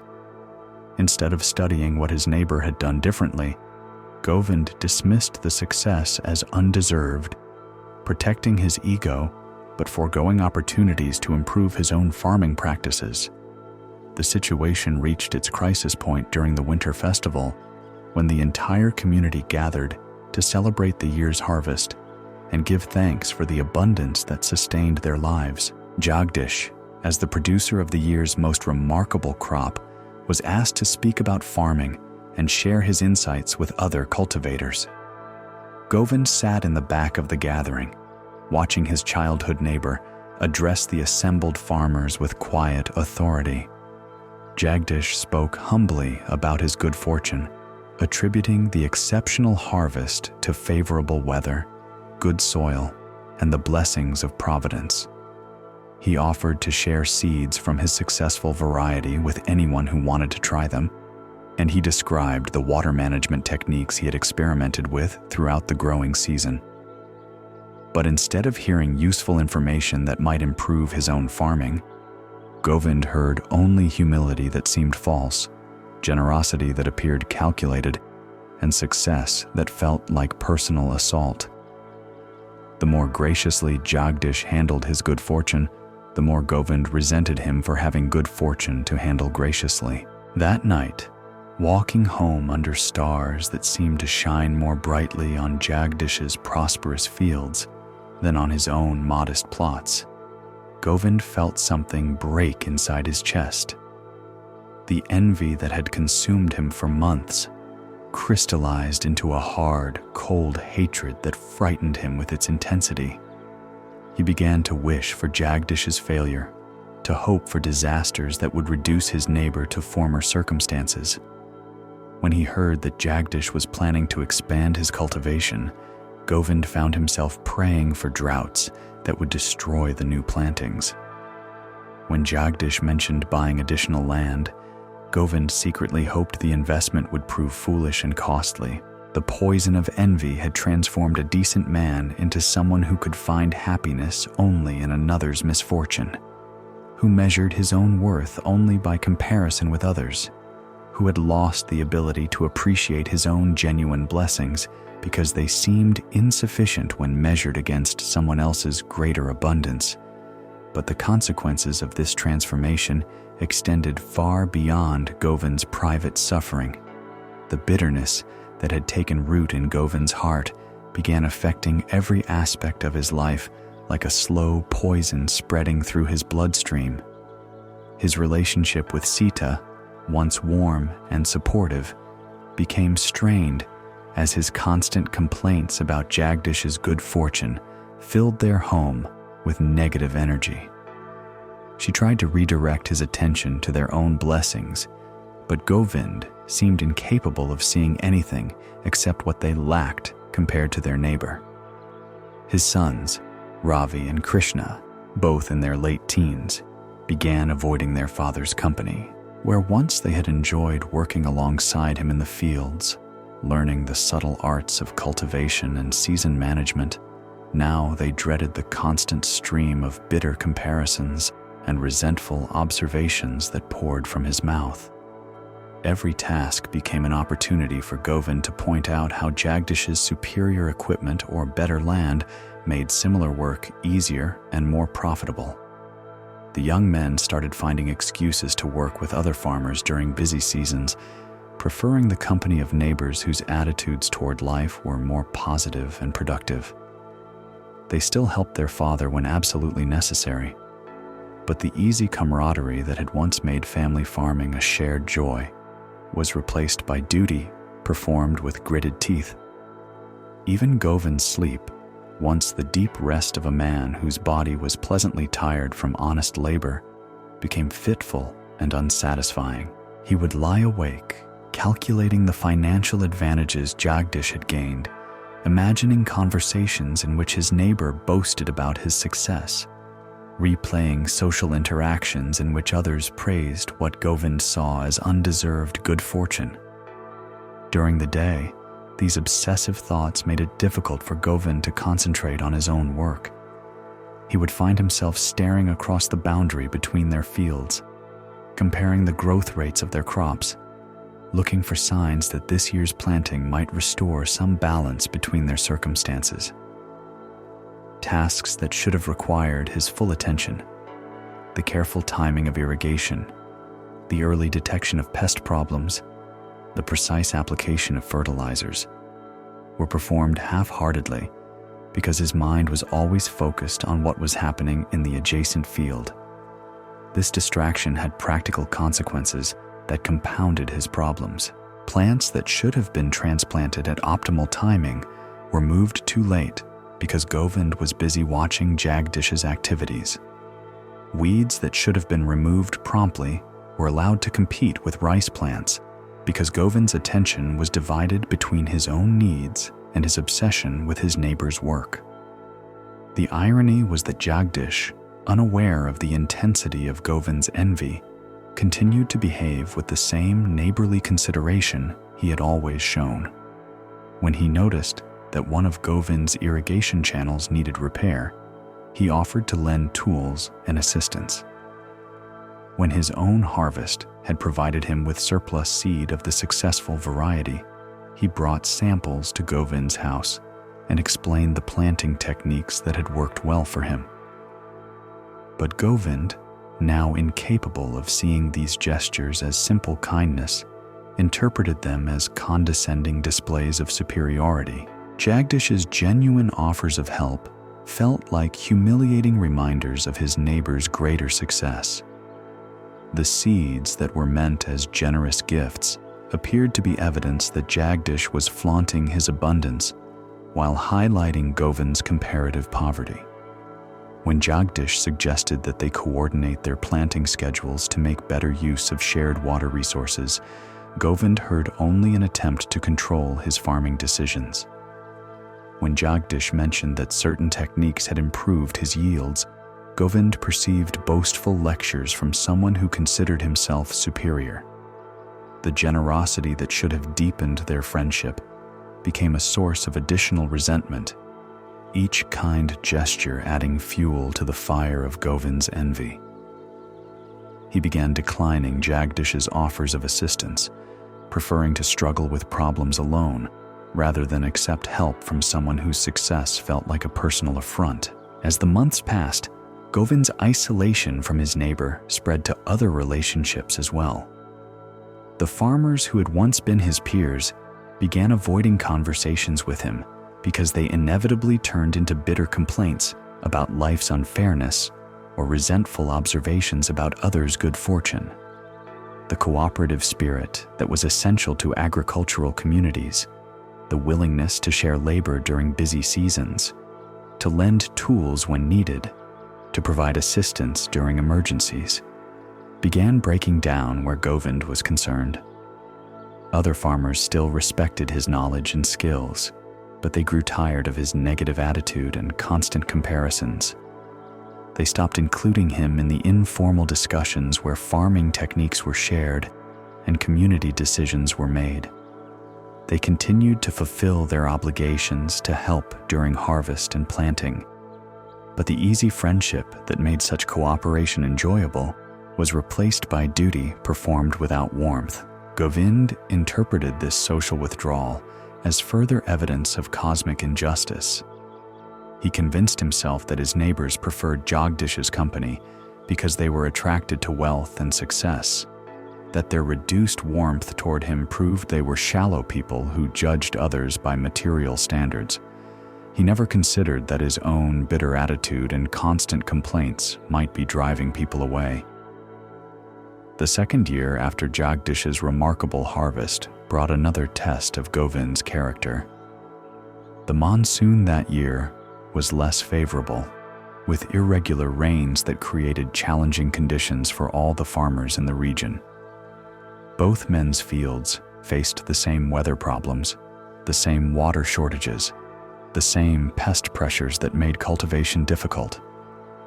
For Govind, this difficult season offered the possibility of redemption. Perhaps the challenging conditions would level the playing field between him and his neighbor. Perhaps Jagdish's previous success had been purely the result of favorable weather, and normal conditions would reveal that they were actually equal in skill and deserving of equal results.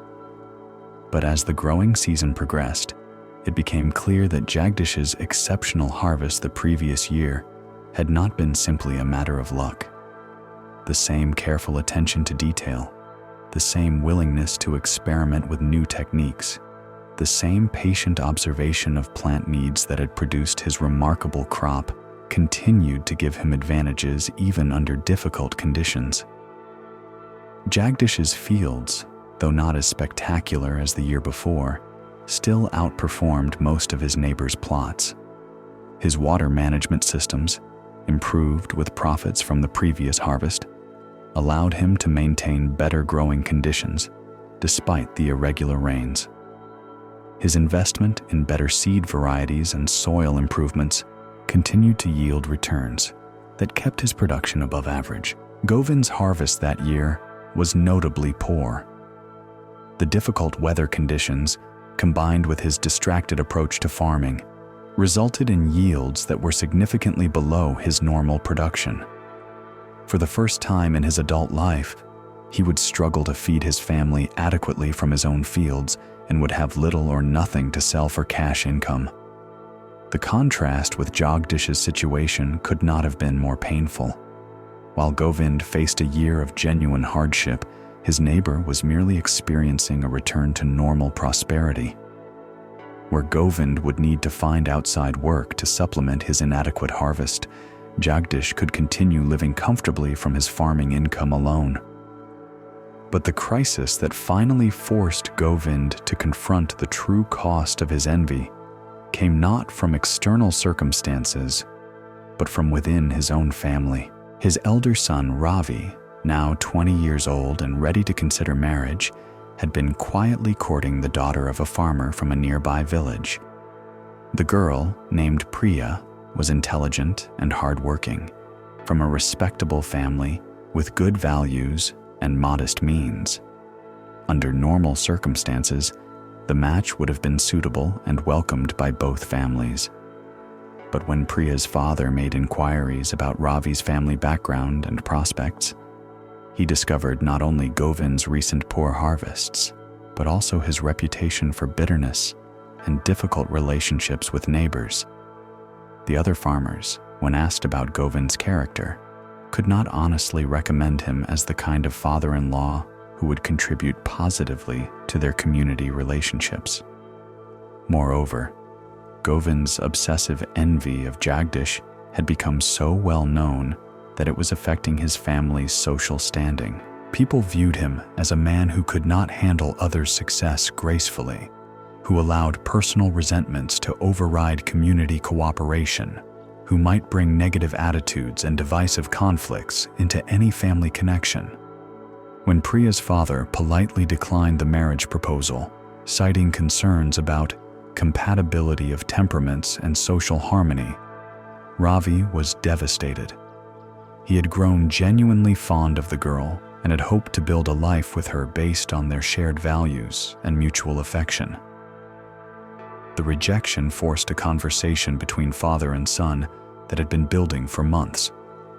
Ravi, normally respectful and deferential to his elder, finally spoke his mind about the changes he had observed in his father's character and their effect on the entire family. "Papa," he said, his voice quiet but firm, "your anger toward Jagdish uncle is destroying more than your own peace. It's destroying our reputation, our relationships, our future prospects. Priya's family doesn't want connection with us because they fear your bitterness will poison their community relationships." Govind's first impulse was defensive anger. "They are shallow people who judge us by our circumstances rather than our character," he said, echoing the rationalizations he had used for months. But Ravi shook his head. "It's not our circumstances they're concerned about, Papa. It's your character. You've become someone who cannot bear others' good fortune, who finds happiness only in others' misfortune, who measures our family's worth only by comparison with neighbors." The words struck Govind like physical blows. "How can you speak to your father this way?" he demanded. "Because I love you," Ravi replied simply, "and because I love our family, and because I can see what this poison is doing to all of us. Mama walks on eggshells around your moods. Krishna avoids coming home because he can't bear to listen to more complaints about Jagdish uncle's success. I can't marry the girl I love because your reputation has made us undesirable as in-laws." Ravi paused, gathering courage for his most difficult words. "You've turned our neighbor's blessing into our family's curse, not because his success harmed us, but because your reaction to his success is harming us." That night, Govind lay awake not calculating Jagdish's advantages, but replaying his son's words and examining their truth. For the first time in 2 years, he tried to see his situation from outside the tunnel of envy that had narrowed his vision to a single, obsessive focus. What he saw horrified him. His son was right. Jagdish's success had not actually damaged Govind's family in any material way. Their fields were the same size. Their house was the same structure. Their basic circumstances were unchanged from what they had been before his neighbor's exceptional harvest. But Govind's reaction to Jagdish's success had damaged everything that mattered most. His marriage was strained. His relationships with his sons were distant. His standing in the community was diminished.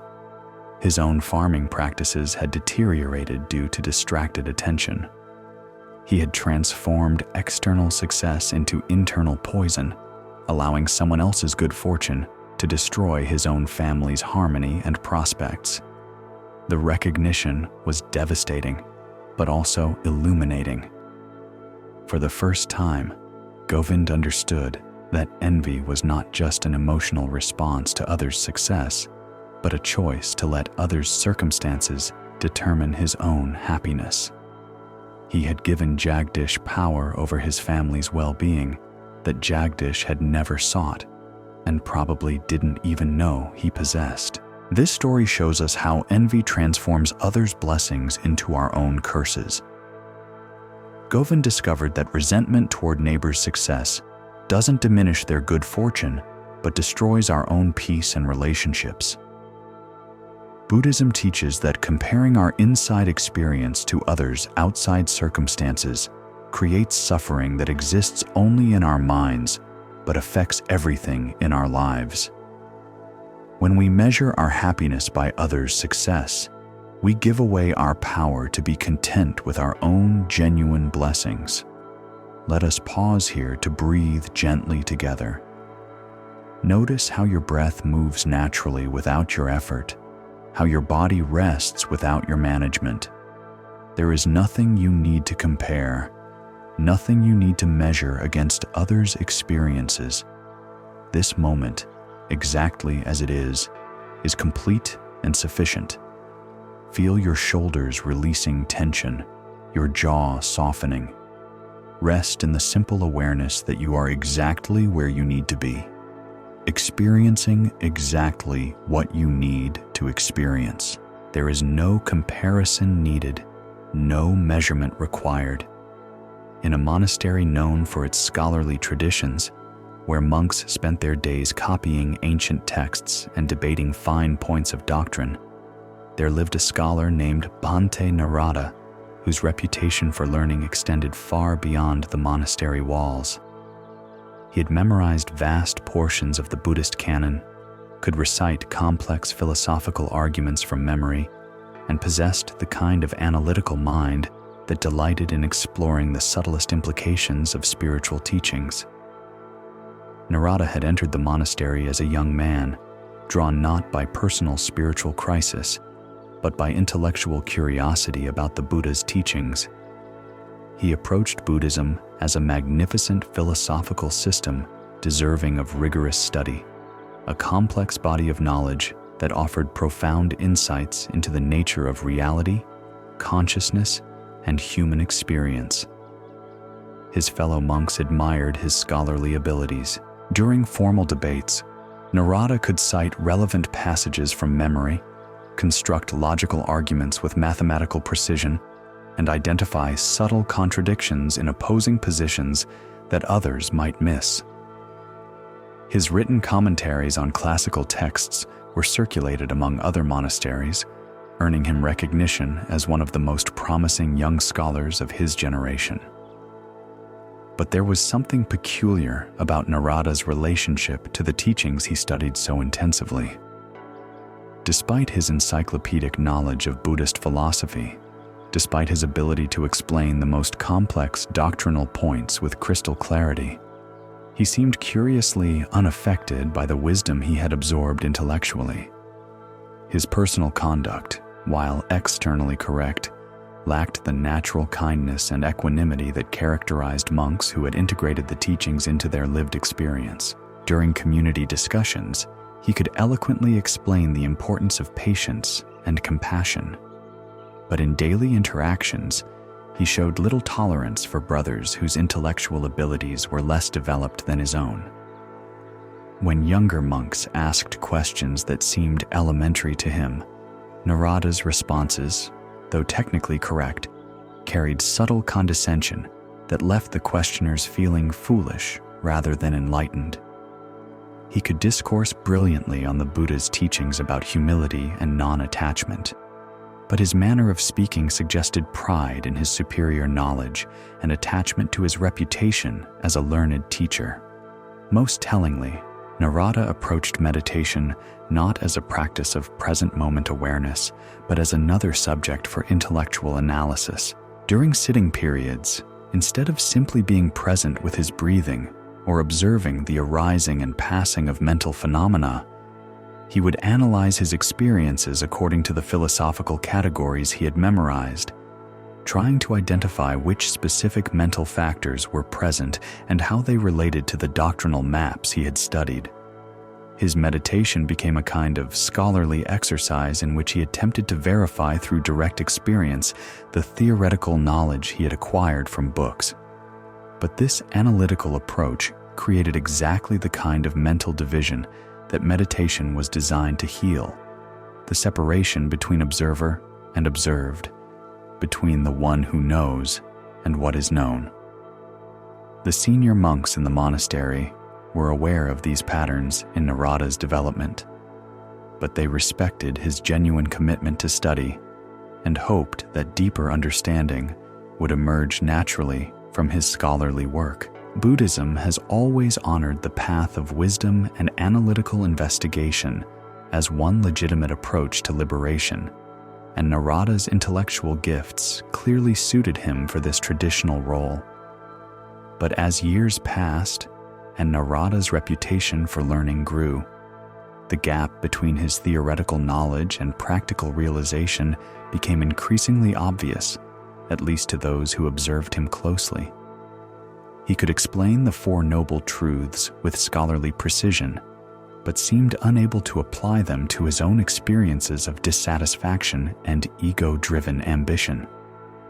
He could discourse eloquently on the doctrine of not-self, but remained deeply identified with his intellectual accomplishments and scholarly status. The crisis that forced Narada to examine the limitations of his approach came during a visit from a wandering teacher named Bhante Sumedho, an elderly monk whose reputation was based not on scholarly attainments, but on the depth of his meditative realization and the simple wisdom of his practical guidance.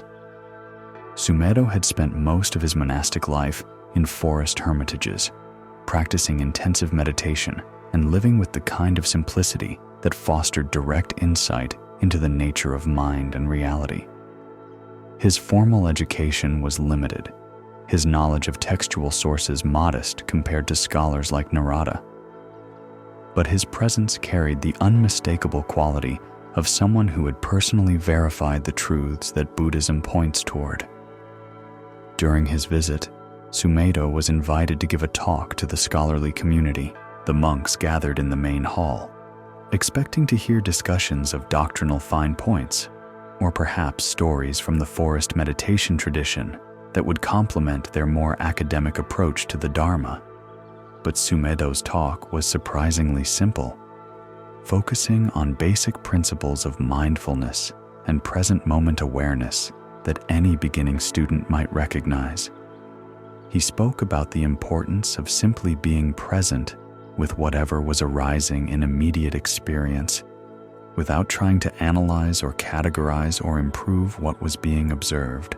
The Buddha's teaching, Sumedho said in his quiet, unhurried voice, is not primarily a philosophy to be understood, but a medicine to be taken.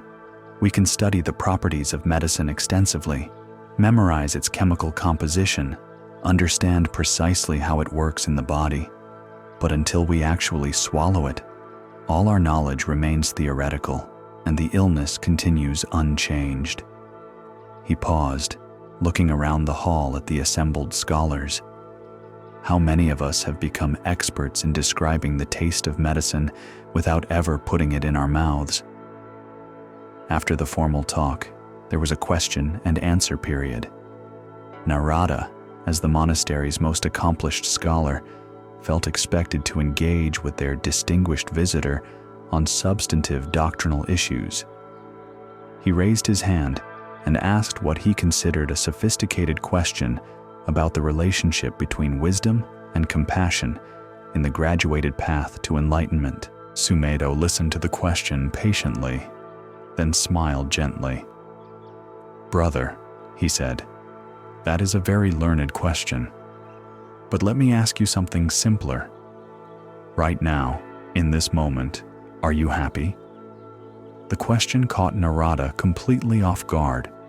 He had expected to engage in the kind of analytical discussion that was his specialty, to demonstrate his command of complex philosophical concepts. Instead, he found himself facing the most basic inquiry possible, one that required no scholarly knowledge, but only honest self-examination.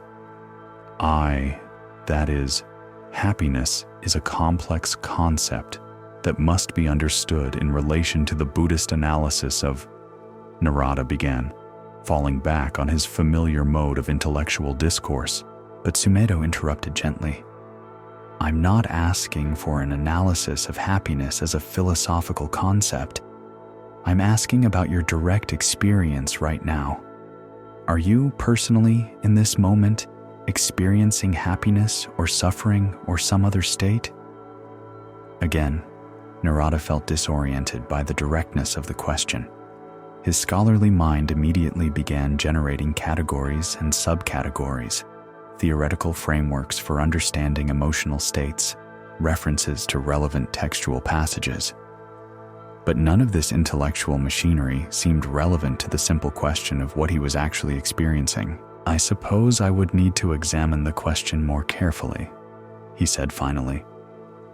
There are different types of happiness described in the texts, and without proper analysis. Brother, Sumedho said kindly but firmly, you are doing exactly what I was talking about. You're trying to understand the taste of medicine by analyzing its chemical composition instead of simply putting it in your mouth. The elderly monk leaned forward slightly. For 20 years, you have studied what the Buddha taught about suffering and its causes.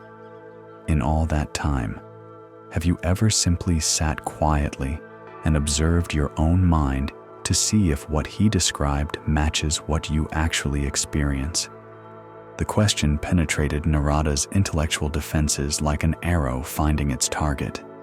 He realized with uncomfortable clarity that despite his vast knowledge of Buddhist psychology, he had never applied its insights to examine his own mental processes with genuine curiosity. He could explain in detail how attachment creates suffering, but he had never observed this process occurring in his own experience.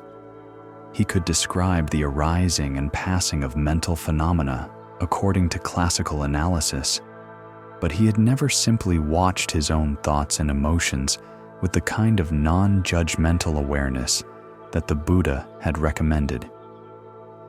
I have studied these things extensively, Narada said, his voice carrying less confidence than usual.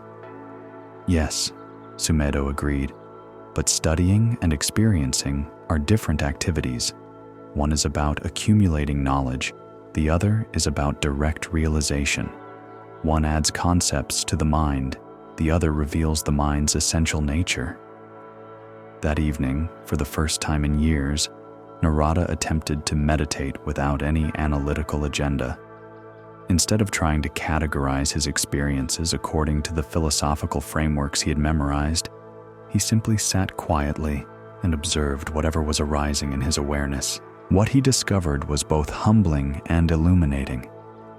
His mind, which he had thought of as highly developed and spiritually sophisticated, was revealed to be filled with the same kinds of restless thoughts, ego-driven concerns, and subtle anxieties that afflicted any ordinary person.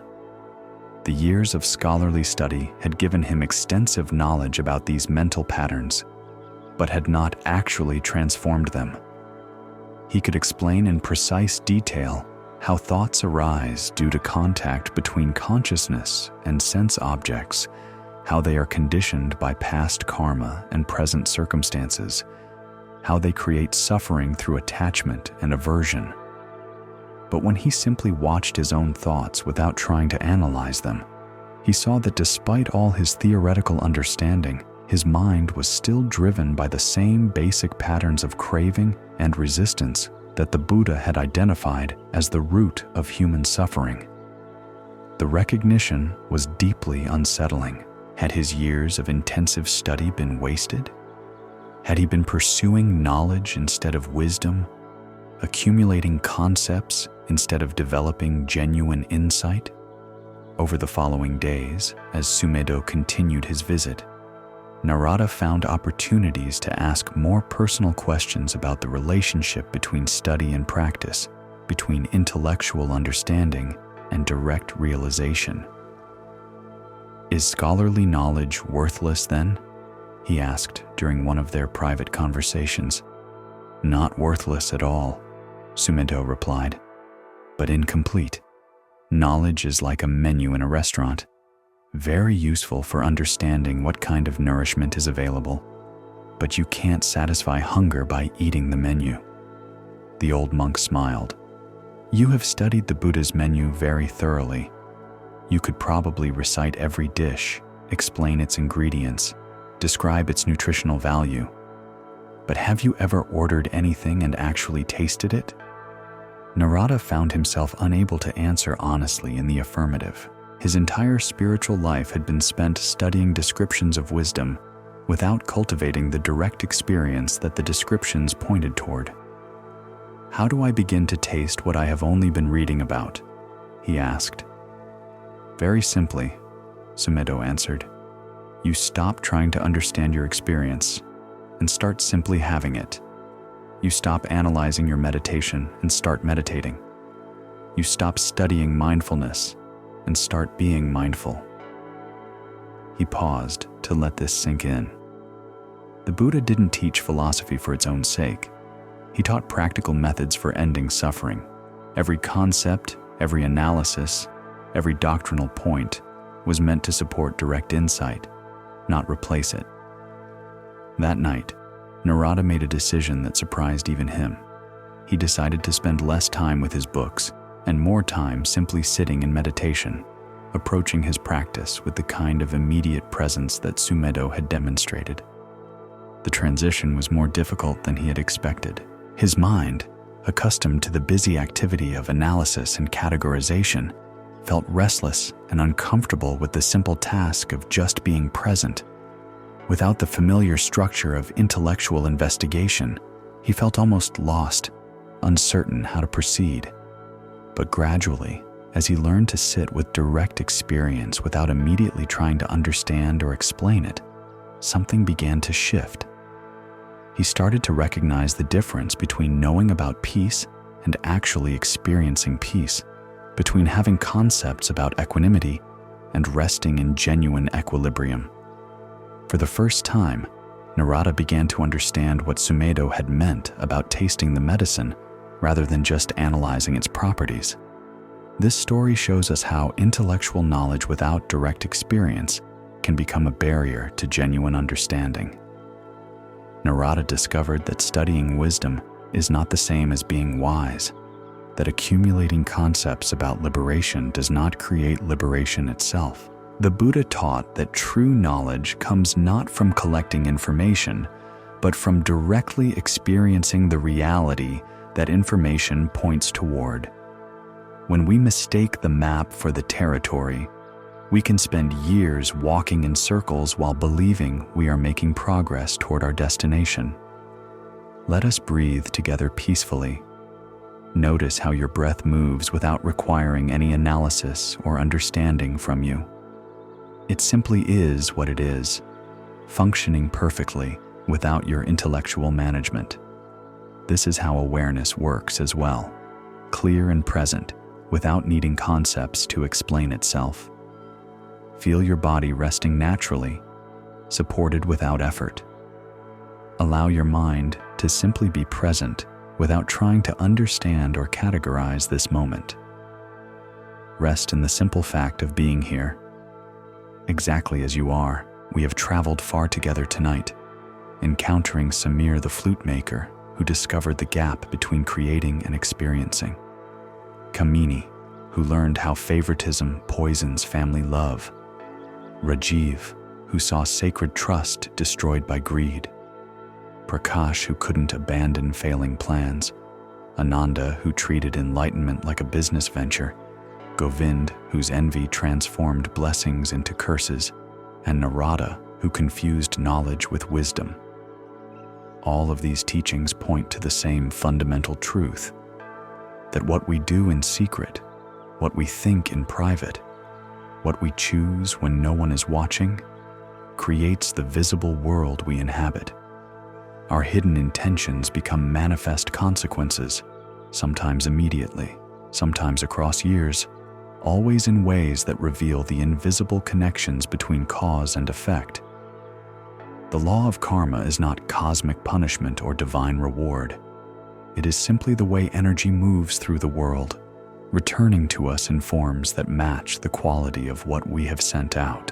When we send out deception, distraction, favoritism, or envy, these energies return transformed but recognizable, shaping our circumstances in ways that reflect our inner choices. But karma is also about liberation. When we understand these connections, when we see how our actions create our experiences, we discover that we have tremendous power to shape our lives through conscious choice. We are not victims of random circumstances, but participants in a universe that responds to the quality of our intentions and actions. Let your breathing soften now, becoming slower and more spacious. Feel your body releasing into complete relaxation, every muscle letting go of tension, every joint settling into comfort. Your shoulders can drop, your jaw can soften, your hands can rest openly. There is nothing you need to do, nothing you need to understand, no problems you need to solve. Simply let yourself be held by this moment, exactly as it is. You are perfectly safe, perfectly supported, perfectly at peace. The stories we have shared tonight will continue their work in your understanding, even as you sleep. The wisdom they contain will find its way into your heart like seeds carried by gentle wind, taking root in the fertile soil of your dreams and emerging as insight when you need it most. Rest now in the knowledge that you are part of an interconnected web of cause and effect that responds to love with love, to wisdom with wisdom, to compassion with compassion. Every small choice toward kindness creates ripples of goodness that return to bless your life in ways you may never fully see, but will always feel. Sleep well, and thank you for joining us at Sleepy Monk. Back during Janmashtami, when the festival celebrations had been interrupted by the contaminated ghee, there was one person in the crowd whose reaction was quite different from the others. A young woman named Kavitha, who sold clay lamps and incense near the temple entrance, had watched the entire incident unfold with a mixture of sorrow and recognition. Kavitha was 28 years old, a widow who supported herself and her elderly mother through the small business she had built over 5 years of patient effort. Her stall occupied a coveted spot near the main temple gate, earned through years of reliable service and honest dealing with both customers and temple authorities. She sold simple goods, oil lamps for evening prayers, incense sticks for offerings, small brass items for household altars, but she sold them with integrity and kindness that had built her a loyal following among regular devotees. What set Kavitha apart from other vendors was not just her honesty in business dealings, but her genuine care for her customers' spiritual needs. She would spend extra time helping elderly devotees select the right incense for their prayers, would make sure children received unbroken lamps for their festival celebrations, would quietly offer discounts to families she knew were struggling financially. Her small acts of generosity had created a network of goodwill that sustained her business through difficult seasons. But Kavitha carried a secret that made Rajiv's downfall particularly painful for her to witness.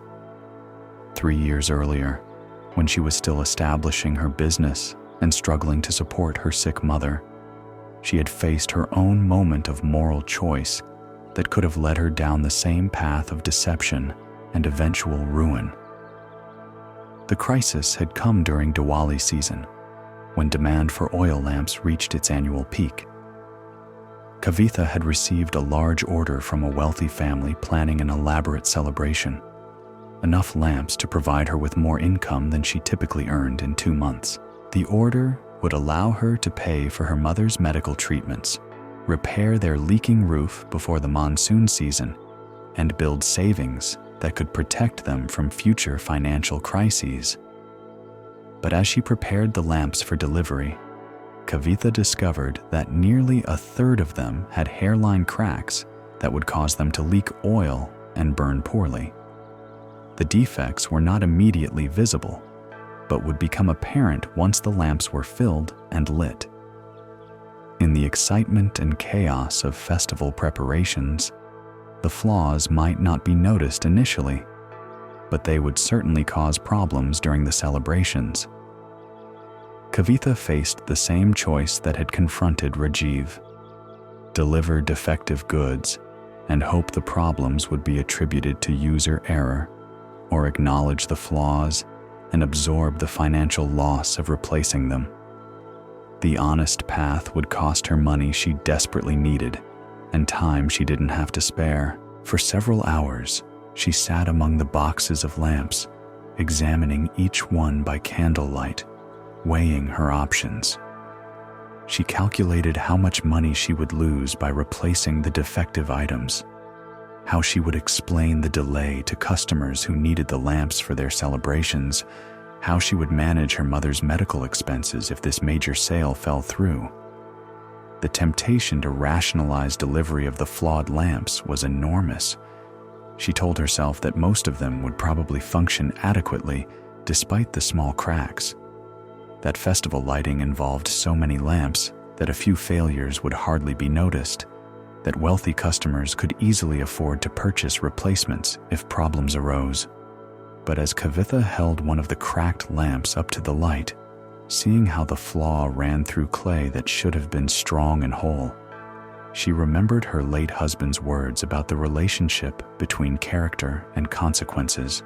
He had been a potter himself, and he had taught her that weakness in clay always reveals itself eventually, that trying to hide flaws only delays their discovery while making their eventual impact more severe.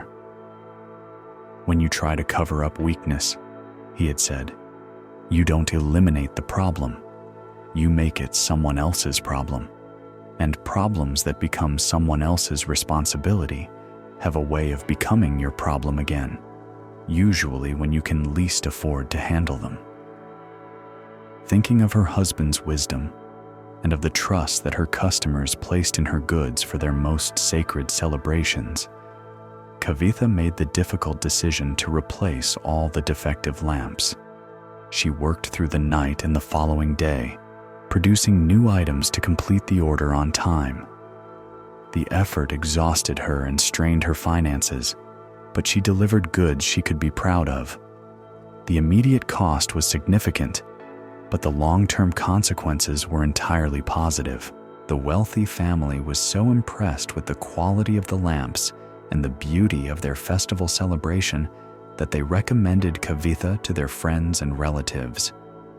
Word spread about a vendor who could be trusted to provide perfect goods even when perfection required personal sacrifice. Her reputation for absolute reliability began attracting customers who valued quality over low prices. Over the following years, this reputation became the foundation of Kavitha's success. Customers knew that anything purchased from her stall would be exactly as represented, that she would rather lose money than compromise the quality of goods used in religious observances. Temple priests began referring devotees to her specifically because they trusted her integrity. Wedding planners sought her out because they knew her products would not fail during important ceremonies. The choice to absorb short-term losses for long-term integrity had transformed a moment of financial crisis into the beginning of sustainable prosperity. But more importantly, it had allowed Kavitha to sleep peacefully each night, knowing that her success was built on genuine service rather than deception. Now, watching Rajiv's public disgrace as the consequences of his opposite choice became visible, Kavitha felt deep sadness for what he had lost through his compromises. She could see in his face the shock of a man who had convinced himself that small deceptions would remain hidden, who had never imagined that the sacred fires would reveal what he thought he had concealed successfully. After the crowd dispersed and the temple ceremonies resumed with pure ghee from another supplier, Kavitha remained near the entrance, selling her lamps to devotees who continued arriving for the festival. But her mind kept returning to Rajiv's situation and the invisible moment years earlier when he had first chosen profit over purity.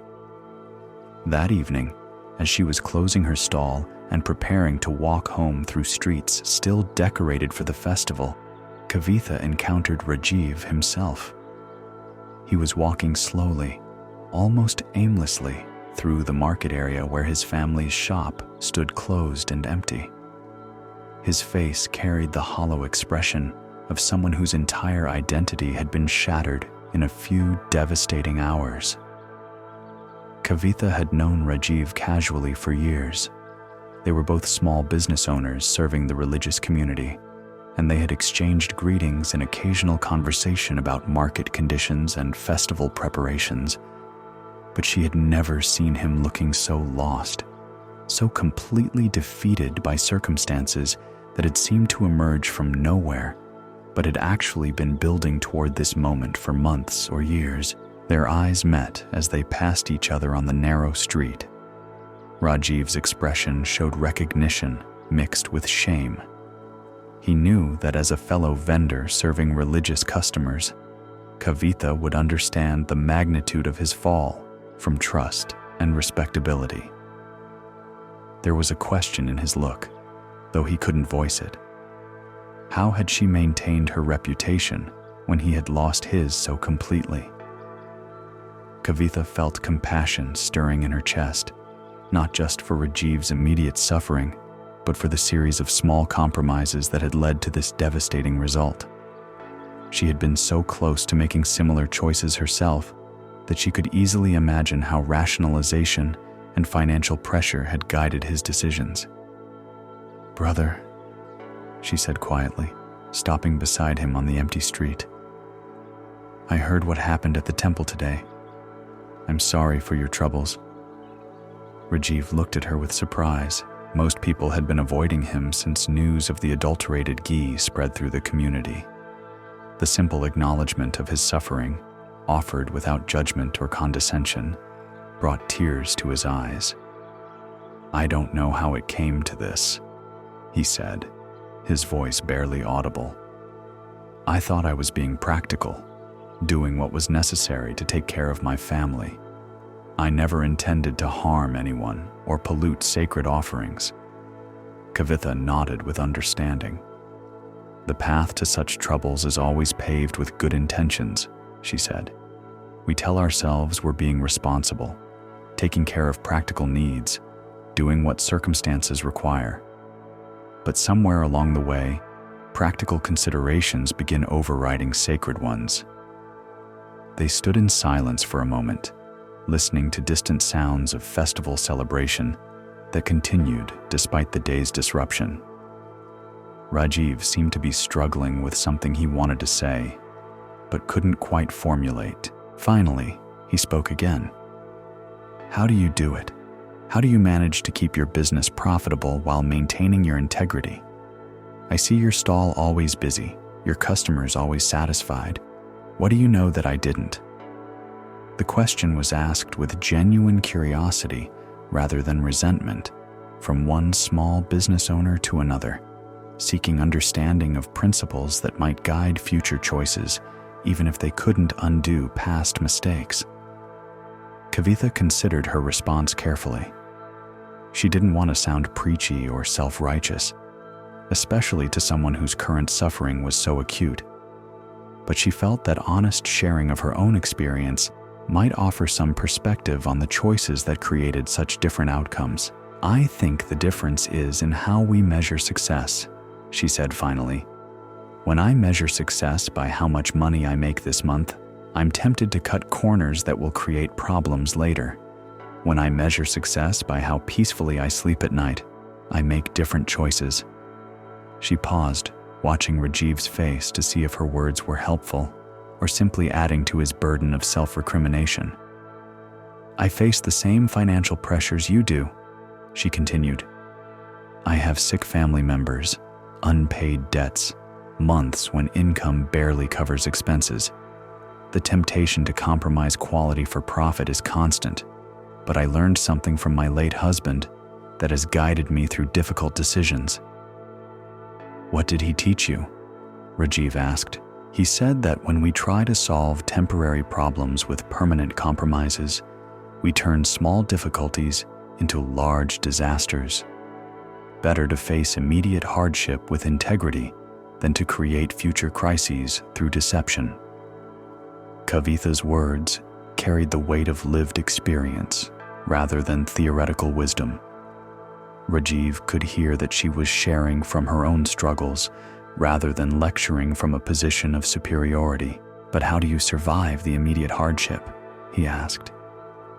When customers demand lower prices, when suppliers raise their costs, when family needs exceed income, what do you do when integrity seems like a luxury you can't afford? I do the work that integrity requires, Kavitha said simply. When I can't afford to buy the best materials, I work harder to make good materials perform better. When customers want lower prices, I find ways to reduce my costs without reducing quality. When family needs exceed income, I look for additional sources of honest income rather than dishonest profits from existing sources. She smiled sadly. It's harder in the short term, but easier in the long term. You sleep better, you worry less, you build relationships based on trust rather than fear of discovery. And eventually, people seek you out specifically because they know you won't compromise what matters most. Rajiv absorbed this perspective in silence. He could see the truth in what Kavitha was saying, could recognize how his own approach had created exactly the opposite results. Easier profits in the short term that had become devastating losses in the long term. Is it too late for someone like me to change? He asked. After what happened today, after my reputation is destroyed, after everyone knows what I did, is there any possibility of redemption? Kavitha looked at him with genuine compassion. The Buddhist teachings say that as long as we're breathing, we can change the direction of our actions and their consequences. But redemption isn't about returning to where you were before. It's about becoming someone new through different choices. She gestured toward the closed shop that had once housed his family's business. That life is finished, and trying to restore it would probably lead to more compromises and more problems. But you could build a different life based on different principles, starting from wherever you find yourself now. What would that look like? Rajiv asked. I don't know, Kavitha admitted honestly. Each person's path to redemption is different, but it usually starts with complete honesty about what went wrong, genuine remorse for harm caused, and commitment to making different choices going forward, regardless of the cost. They parted that evening with mutual respect and understanding. Rajiv walked home with much to consider, while Kavitha continued her own journey with renewed appreciation for the choices that had kept her path clear and her conscience peaceful. This story shows us how the same circumstances can lead to completely different outcomes depending on the principles that guide our choices. Kavitha and Rajiv both faced financial pressures and moral temptations, but they measured success by different standards and therefore made different decisions. Buddhism teaches that our values determine our choices, and our choices determine our consequences. When we prioritize immediate comfort over long-term integrity, we often discover that the comfort was temporary, but the consequences are lasting. Let us rest here for a moment. Take a gentle breath, feeling the steady rhythm that sustains your life without any effort from you. Notice how your body knows how to be peaceful, how to settle into comfort without instructions or management from your thinking mind. Allow your jaw to soften, your shoulders to release. There is nothing you need to figure out, no problems you need to solve right now. Simply be present with the natural ease that is always available when we stop struggling and allow ourselves to simply be. In the mountainous region where tea grows on terraced slopes and morning mist clings to ancient forests, there lived a tea merchant named Harish, whose family had been in the tea trade for 4 generations. His great-grandfather had established relationships with the hill farmers who grew the finest leaves. His grandfather had built a reputation for quality that attracted buyers from distant cities, and his father had expanded the business into a profitable enterprise that supported not just their family, but several employees who processed, packaged, and distributed their teas throughout the region. Harish had inherited not just a business, but a legacy of relationships built on mutual trust and fair dealing. The hill farmers knew they could rely on him to pay promptly and honestly for their harvests. The city buyers knew they could depend on him to provide consistent quality and accurate grading of different tea varieties. The employees knew they would receive steady wages and respectful treatment regardless of seasonal fluctuations in business. This network of trust relationships had taken generations to build, but could be destroyed quickly by a single serious betrayal of confidence. Harish understood this intellectually, but he had never faced circumstances that tested his commitment to the principles his family had always maintained. The test came during a year when unusual weather patterns created severe shortages of high-quality tea throughout the region. Early spring frosts had damaged many tea gardens, followed by a drought that stunted the growth of new leaves, followed by unseasonable rains during harvest time that spoiled much of what had managed to survive the earlier problems. By the time Harish completed his annual purchasing from the hill farmers, he had acquired less than half the quantity of premium tea he normally obtained. The quality of what he had purchased was good, but limited in volume, while the demand from his established customers remained at normal levels or higher due to shortages created by the same weather problems throughout the tea-growing regions.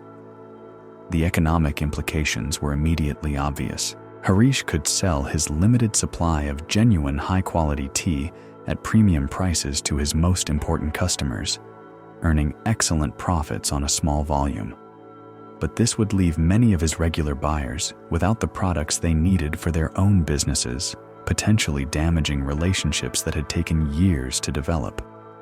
Alternatively, he could try to stretch his limited supply by mixing it with lower quality teas from other regions, creating blends that would provide more volume, but compromise the quality standards his family name had represented for 4 generations.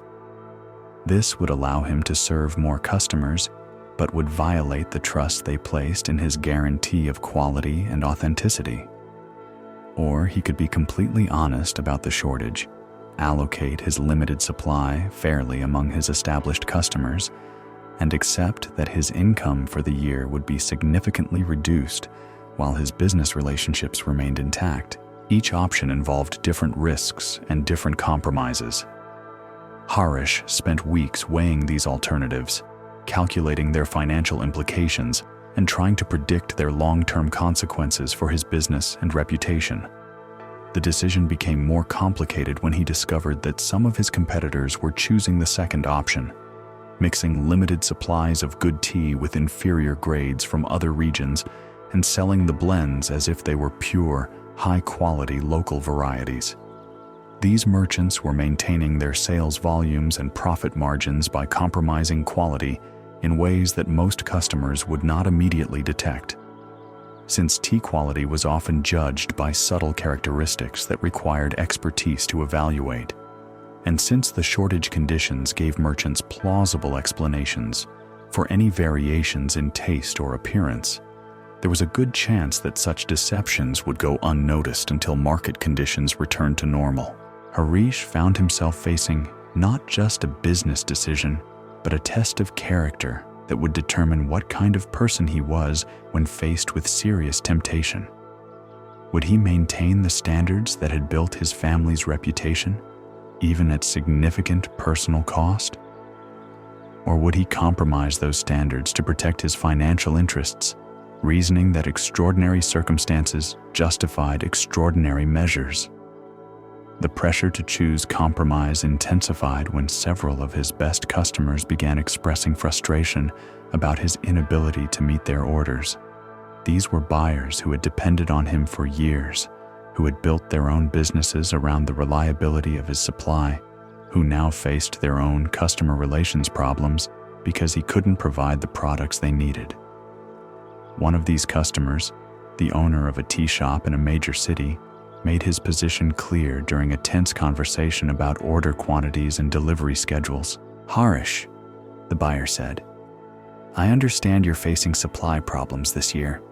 We all are. But I have customers who have been buying your family's teas from me for decades. They don't care about weather problems or supply shortages. They want their regular tea, and they want it to taste the same as always." He paused significantly. "Other suppliers are managing to meet their commitments. If you can't provide what I need, I'll have to find suppliers who can. And those relationships may continue even after your supply problems are resolved." The threat was polite, but unmistakable. If Harish couldn't meet his customers' expectations during this difficult year, he might lose them permanently to competitors who were willing to make the compromises he was reluctant to make. This conversation was repeated, with variations, by several other important buyers. The message was consistent: find a way to provide the products they needed, or lose the business relationships that were the foundation of his livelihood. Faced with this pressure, and with knowledge that his competitors were successfully maintaining their market positions through quality compromises that seemed to be undetected by customers, Harish began to reconsider his options. Perhaps mixing high-quality local tea with carefully selected teas from other regions wouldn't be such a serious betrayal of trust. Perhaps customers would understand that extraordinary circumstances required adaptive measures. Perhaps maintaining business relationships was more important than maintaining abstract purity standards that his customers didn't even seem able to evaluate. He began experimenting with blends, mixing his limited supply of premium local tea with good quality leaves from other mountain regions. The resulting products were still quite good, not equal to pure local varieties, but significantly better than the inferior alternatives his customers would face if he couldn't meet their orders at all. Harish told himself that he was providing the best service possible under difficult circumstances, that he was protecting his customers from worse alternatives available in the marketplace, that he was preserving business relationships that benefited everyone involved. But as he prepared to ship the first orders of blended tea, labeled as pure local varieties, Harish felt an uncomfortable weight in his chest that he recognized as the burden of deception.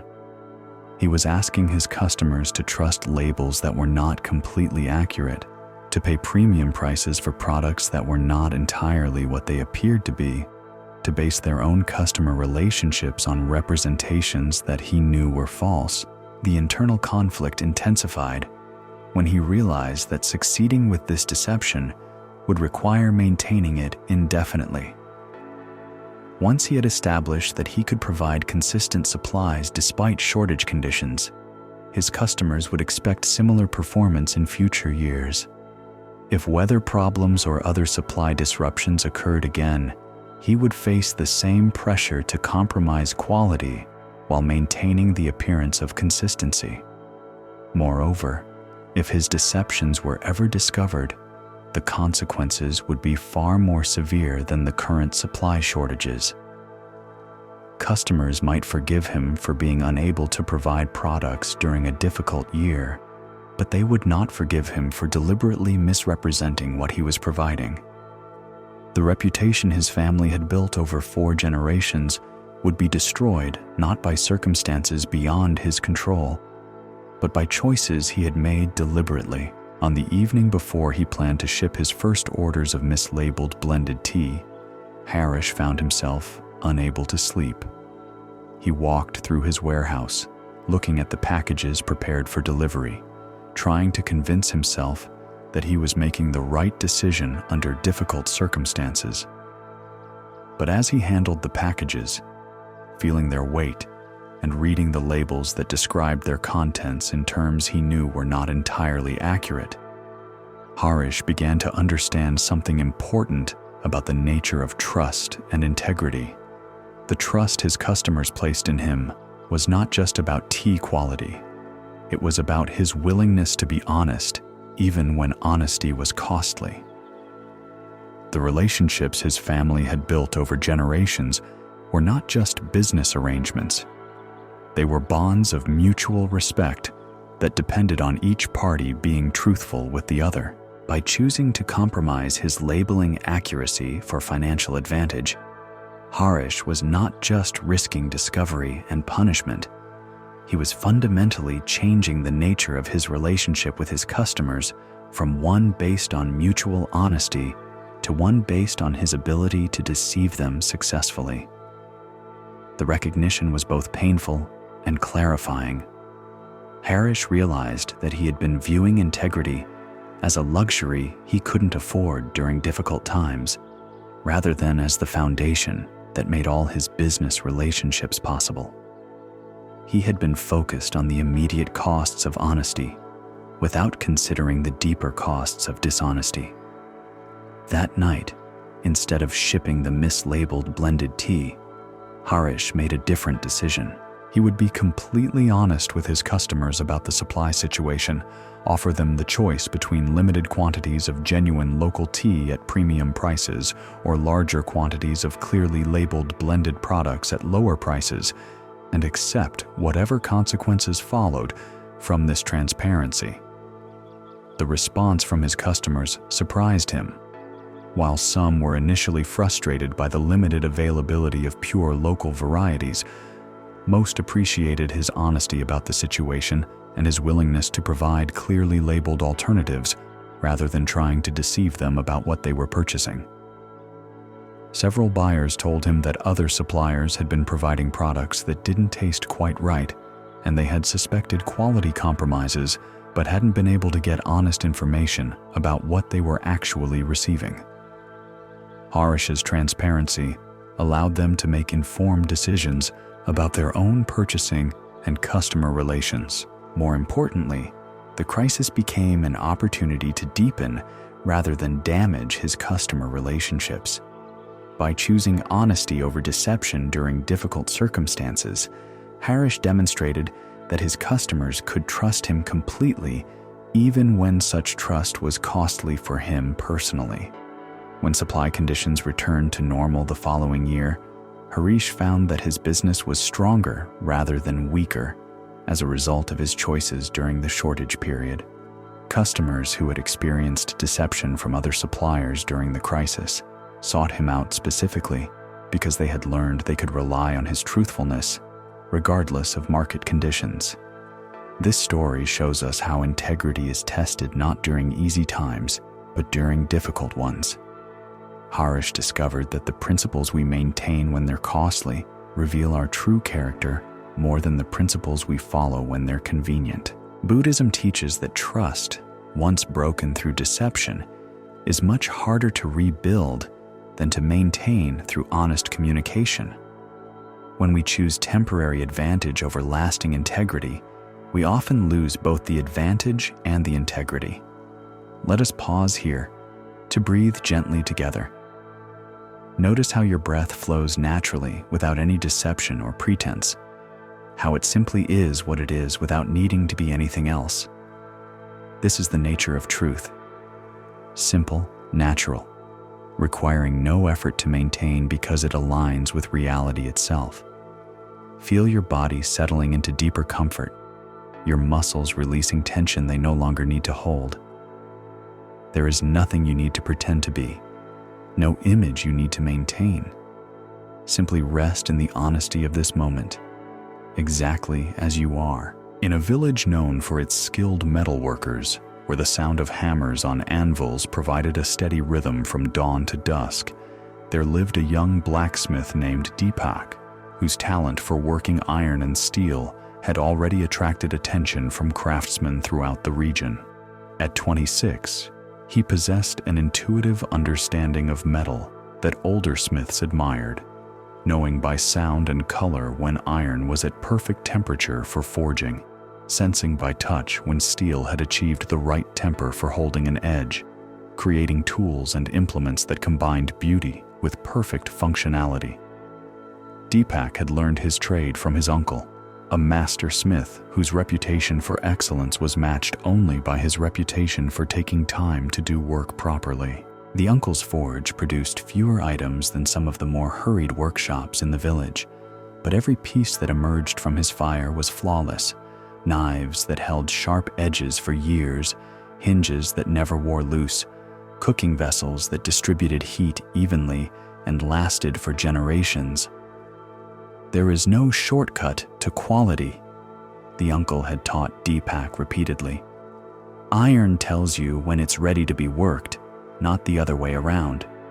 Steel teaches you its proper temper through patient observation, not through hurried assumptions.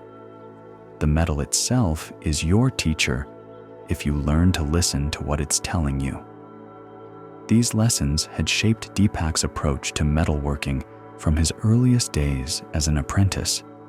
He learned to read the subtle color changes that indicated optimal forging temperature, to hear the differences in sound that revealed when metal was properly heated, to feel through his hammer the resistance that told him when to strike and when to wait. But this careful, methodical approach created a natural tension with the economic realities of running a blacksmith shop. Customers wanted their orders completed quickly and cheaply. Competitors were willing to sacrifice some quality for faster production and lower prices. And Deepak often found himself struggling to balance his training in excellence with the practical demands of earning a living. The challenge became acute when Deepak decided to establish his own forge rather than continuing to work for his uncle. Setting up an independent workshop required significant investment in tools, equipment, and materials, creating financial pressures that his uncle's established business had never faced.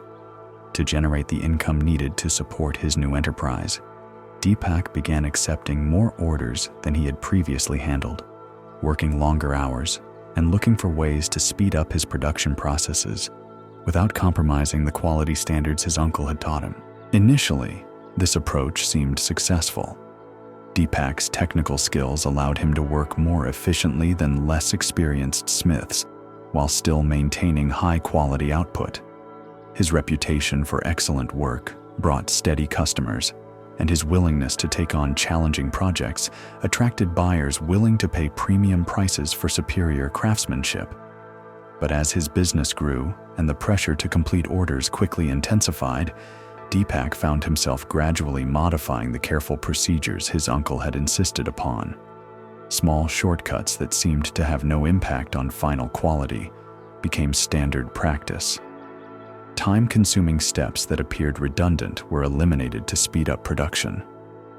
The changes began with seemingly minor adjustments to his metalworking process.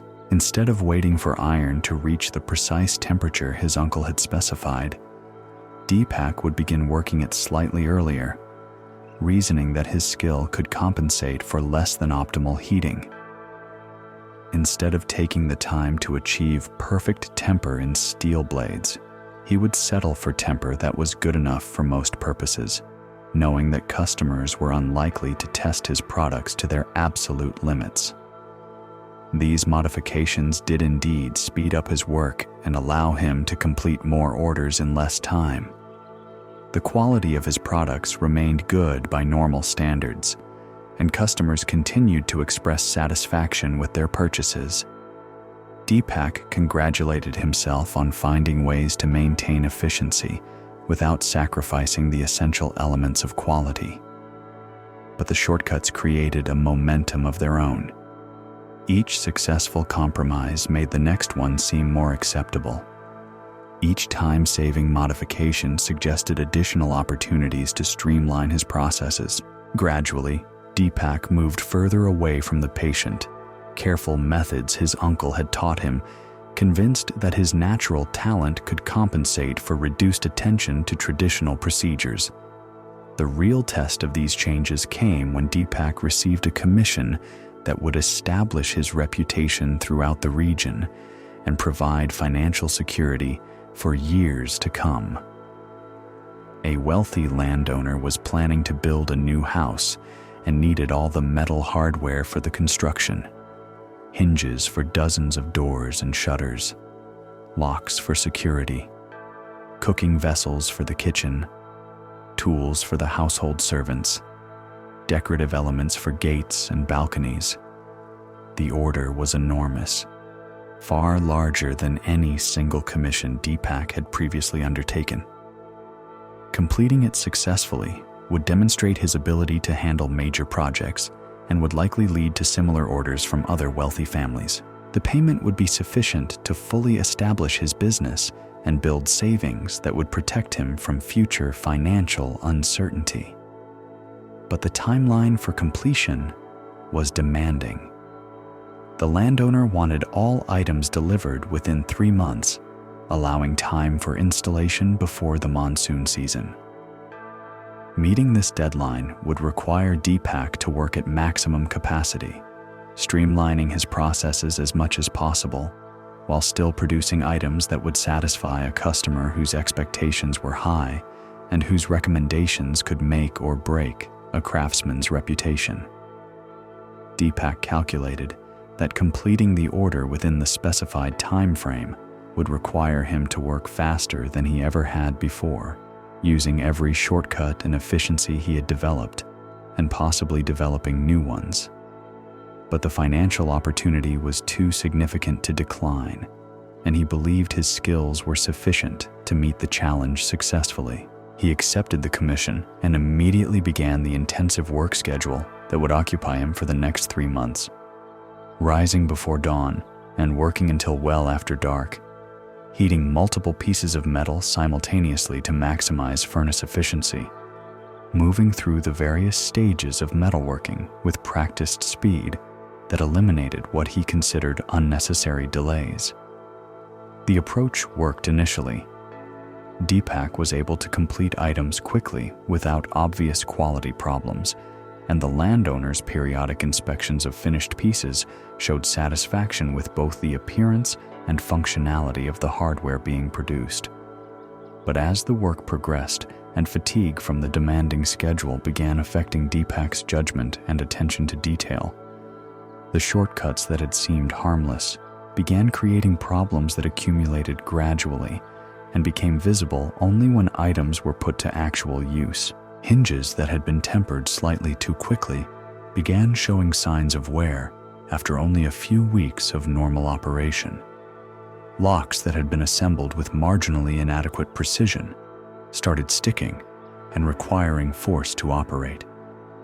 Cooking vessels that had been finished without proper attention to final heating and cooling developed hairline cracks that grew larger with each use. The problems emerged slowly, becoming apparent only after the items had been installed and used regularly for several weeks. By the time the landowner realized that many of the hardware pieces were failing prematurely, Deepak had already been paid and had moved on to other projects, believing the commission had been completed successfully. But the landowner was not someone who would accept inferior work quietly or ignore problems that affected the functionality of his new house. He conducted his own investigation of the failed items, consulting with other metalworkers to understand what had gone wrong and whether the problems were due to defective materials, poor workmanship, or inadequate design.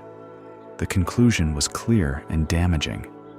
The hardware failures were the result of shortcuts in the metalworking process. insufficient heating, inadequate tempering, rushed finishing work that had created items that looked acceptable but lacked the durability that proper craftsmanship would have provided. When the landowner confronted Deepak with evidence of these problems, demanding explanations and solutions, Deepak found himself in an impossible position.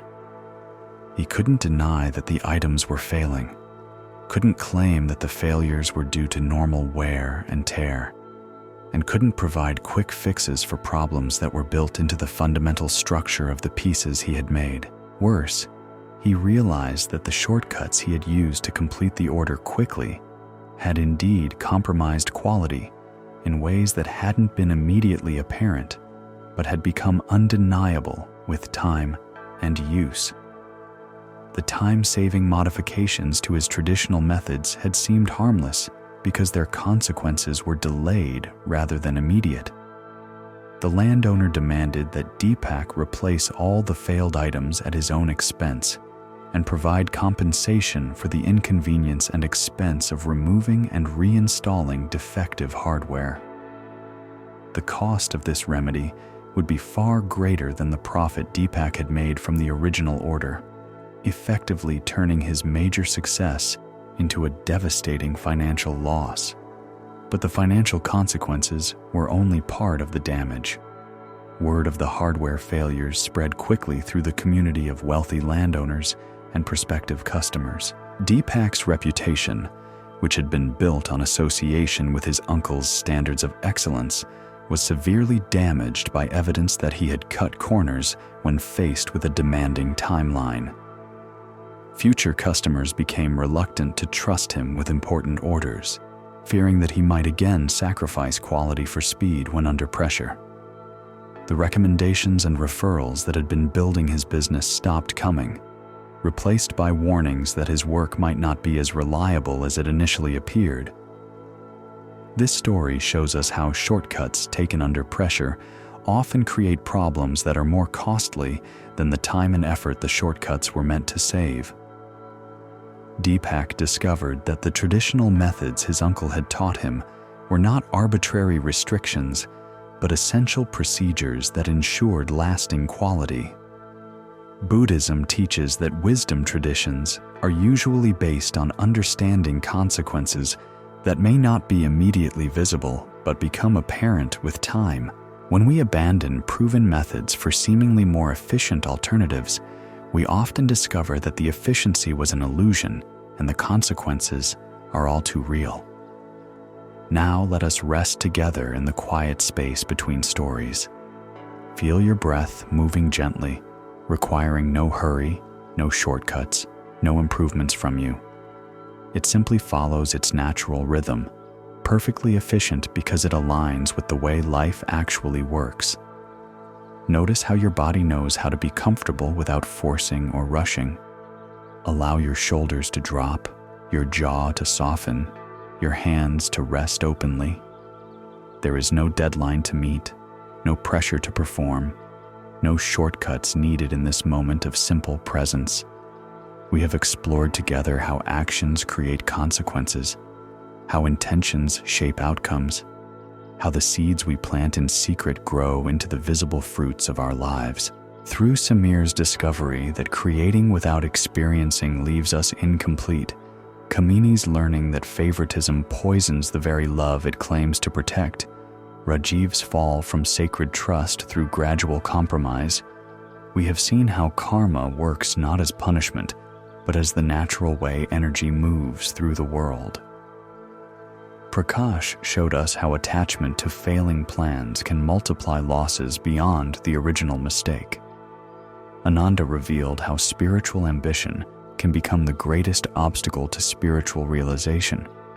Govind demonstrated how envy transforms others' blessings into our own curses, while Narada learned that knowing about wisdom is not the same as being wise. In Kavita's story, we saw how integrity tested in difficulty reveals our true character, while Harish discovered that honesty during challenging times deepens rather than damages trust. Deepak's experience taught us that shortcuts taken under pressure often create problems more costly than the time they were meant to save. All of these teachings point to a fundamental truth that the Buddha expressed simply: we are what we think. All that we are arises with our thoughts. With our thoughts, we make the world. The circumstances we encounter, the relationships we experience, the opportunities that come to us, all of these reflect back to us the quality of intentions we have been sending out into the world. But karma is not fatalism. Understanding these connections gives us tremendous power to shape our future through conscious choice in the present moment. Every thought we think, every word we speak, every action we take is an opportunity to plant seeds that will grow into the kind of life we truly want to live. Let your breathing deepen now, becoming slower and more spacious with each gentle cycle. Feel your body settling into the most comfortable position, every muscle releasing its grip on tension, every joint finding its natural alignment. Your shoulders can drop completely. Your jaw can soften like warm clay. Your hands can rest with palms open to receive whatever this moment offers. There is nothing you need to understand completely, no lesson you must memorize, no wisdom you have to grasp and hold. The teachings we have shared will continue working in your consciousness like seeds planted in fertile ground, sprouting into insight exactly when you need it most.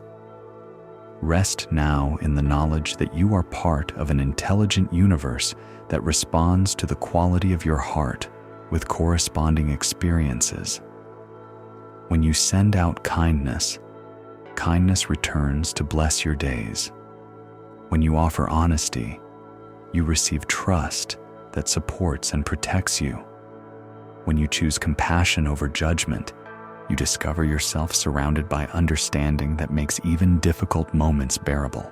The invisible threads that connect all our actions to their consequences are not chains that bind us, but golden cords that guide us toward greater wisdom, deeper love, more authentic ways of being in this precious world we share. In a coastal town where fishing boats returned each evening with the day's catch and the air always carried the salt scent of ocean winds, there lived a young woman named Mira, who worked as a teacher in the village school.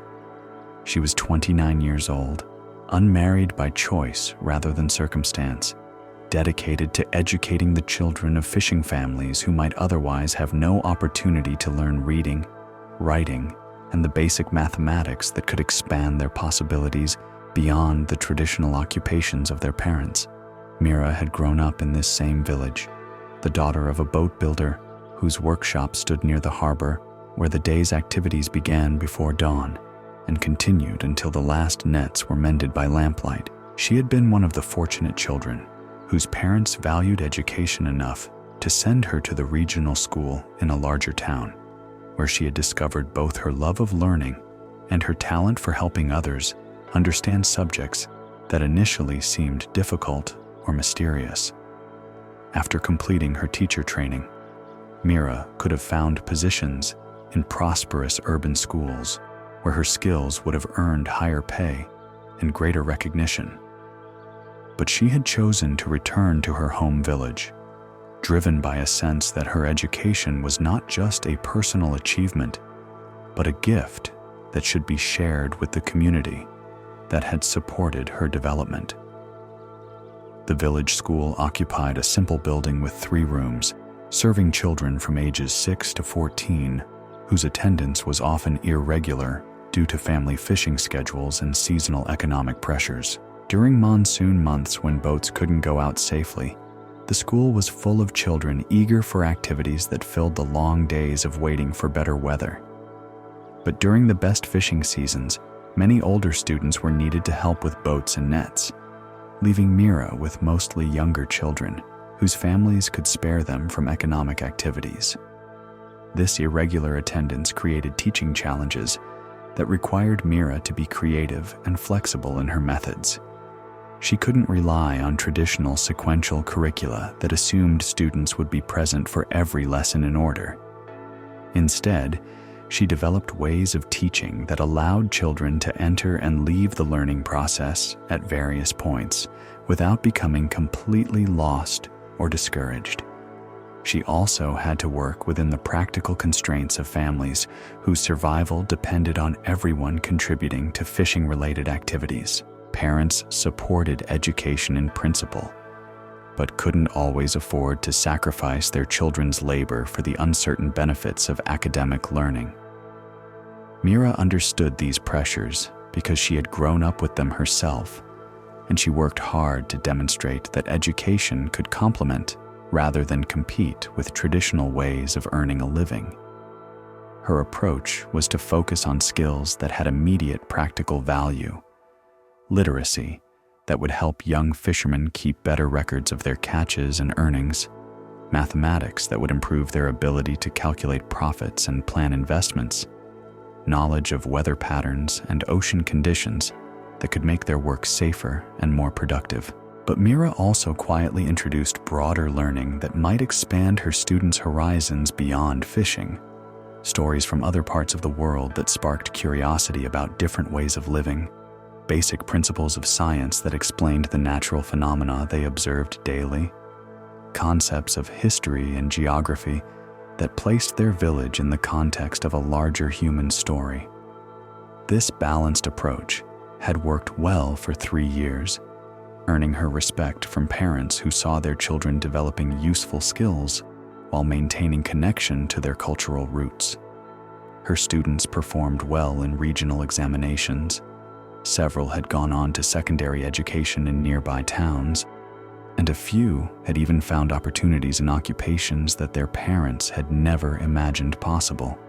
But Mira's position had recently become more challenging due to changes in educational policy that she found difficult to implement within her village context. The regional education department, under pressure to standardize curricula and improve test scores, had introduced new requirements that prioritized abstract academic subjects over practical skills, mandated rigid schedules that didn't accommodate seasonal fishing patterns, and imposed testing methods that measured students against urban standards rather than recognizing the different types of intelligence and knowledge that rural children developed. These changes created conflicts between what Mira knew was best for her students and what her supervisors expected her to deliver. The new curriculum included subjects that had little relevance to village life, used teaching materials that assumed urban experiences her students had never had, and demanded classroom time that competing family obligations made impossible during certain seasons. Moreover, the standardized tests that would be used to evaluate both student progress and teaching effectiveness were designed for children who attended school regularly and had access to resources: books, educational materials, family support for academic achievement, that simply weren't available in a fishing village where most parents had limited literacy and economic survival took precedence over educational advancement.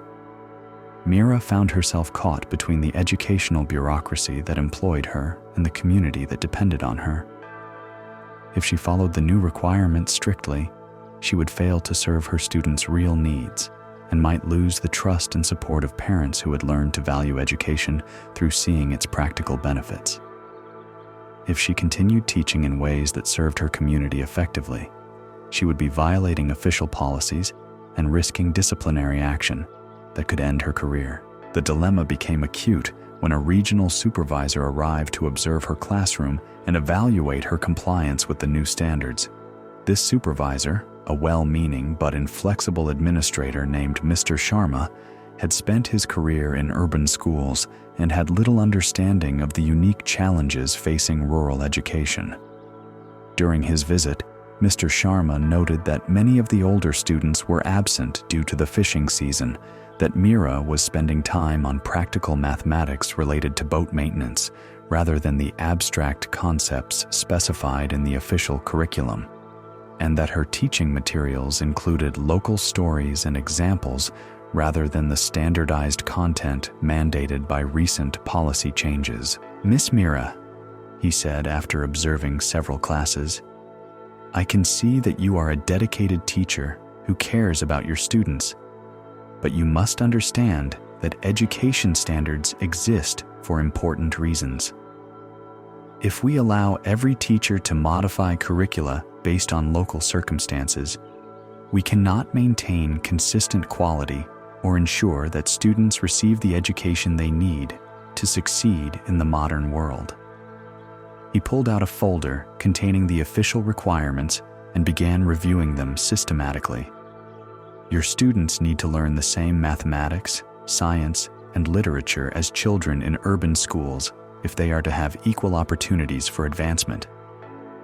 By focusing on local, practical concerns, you may think you are helping them, but you are actually limiting their potential."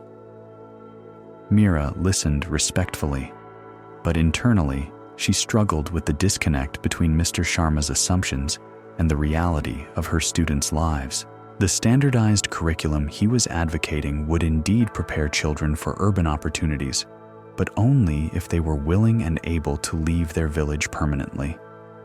For the majority of her students, who would spend their lives in this fishing community, the practical skills she taught were far more valuable than abstract academic knowledge that had no application to their actual circumstances. "Sir," she said carefully, "I understand the importance of maintaining standards, but I also see the results of the education I provide. My students can read and write well. They understand mathematics that helps them in their family businesses. They have knowledge that makes them more effective members of their community. Isn't that also a measure of educational success?" Mr. Sharma shook his head. "You are thinking too narrowly. Education should prepare students for opportunities beyond their immediate circumstances.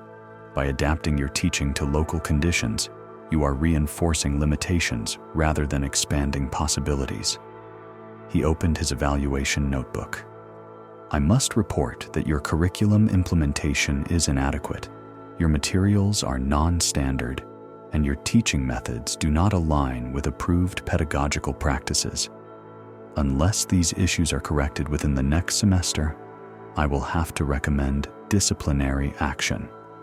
That evening, after Mr. Sharma had departed and the school was empty, except for the sound of ocean waves and the calls of seabirds settling into their roosting places, Mira sat at her desk, trying to reconcile the competing demands on her professional conscience. She could comply with the official requirements, teaching subjects and using methods that would satisfy her supervisors, but fail to serve her students effectively.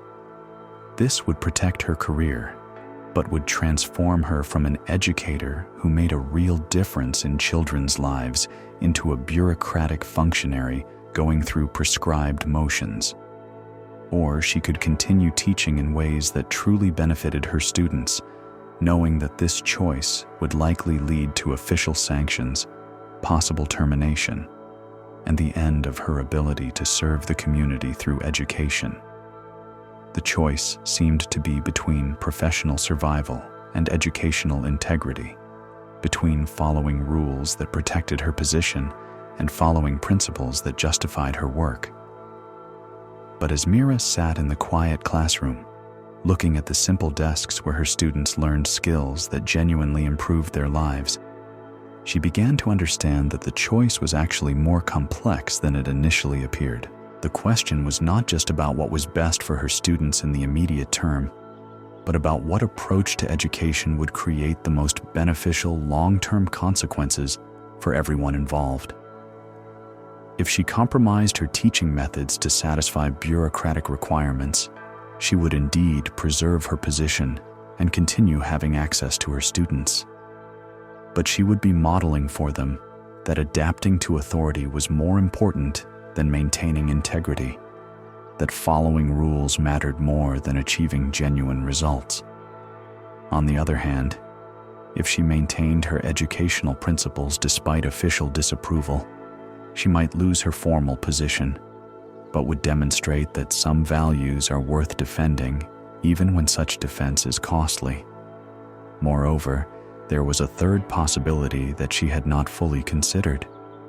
Perhaps the conflict between bureaucratic requirements and effective education was not inevitable. Perhaps there were ways to satisfy official expectations while still serving her students' real needs. Perhaps creative adaptation could honor both the letter and the spirit of educational policy. This insight opened new possibilities for addressing her dilemma, approaches that might avoid the stark choice between compliance and defiance by finding methods that achieved both objectives simultaneously.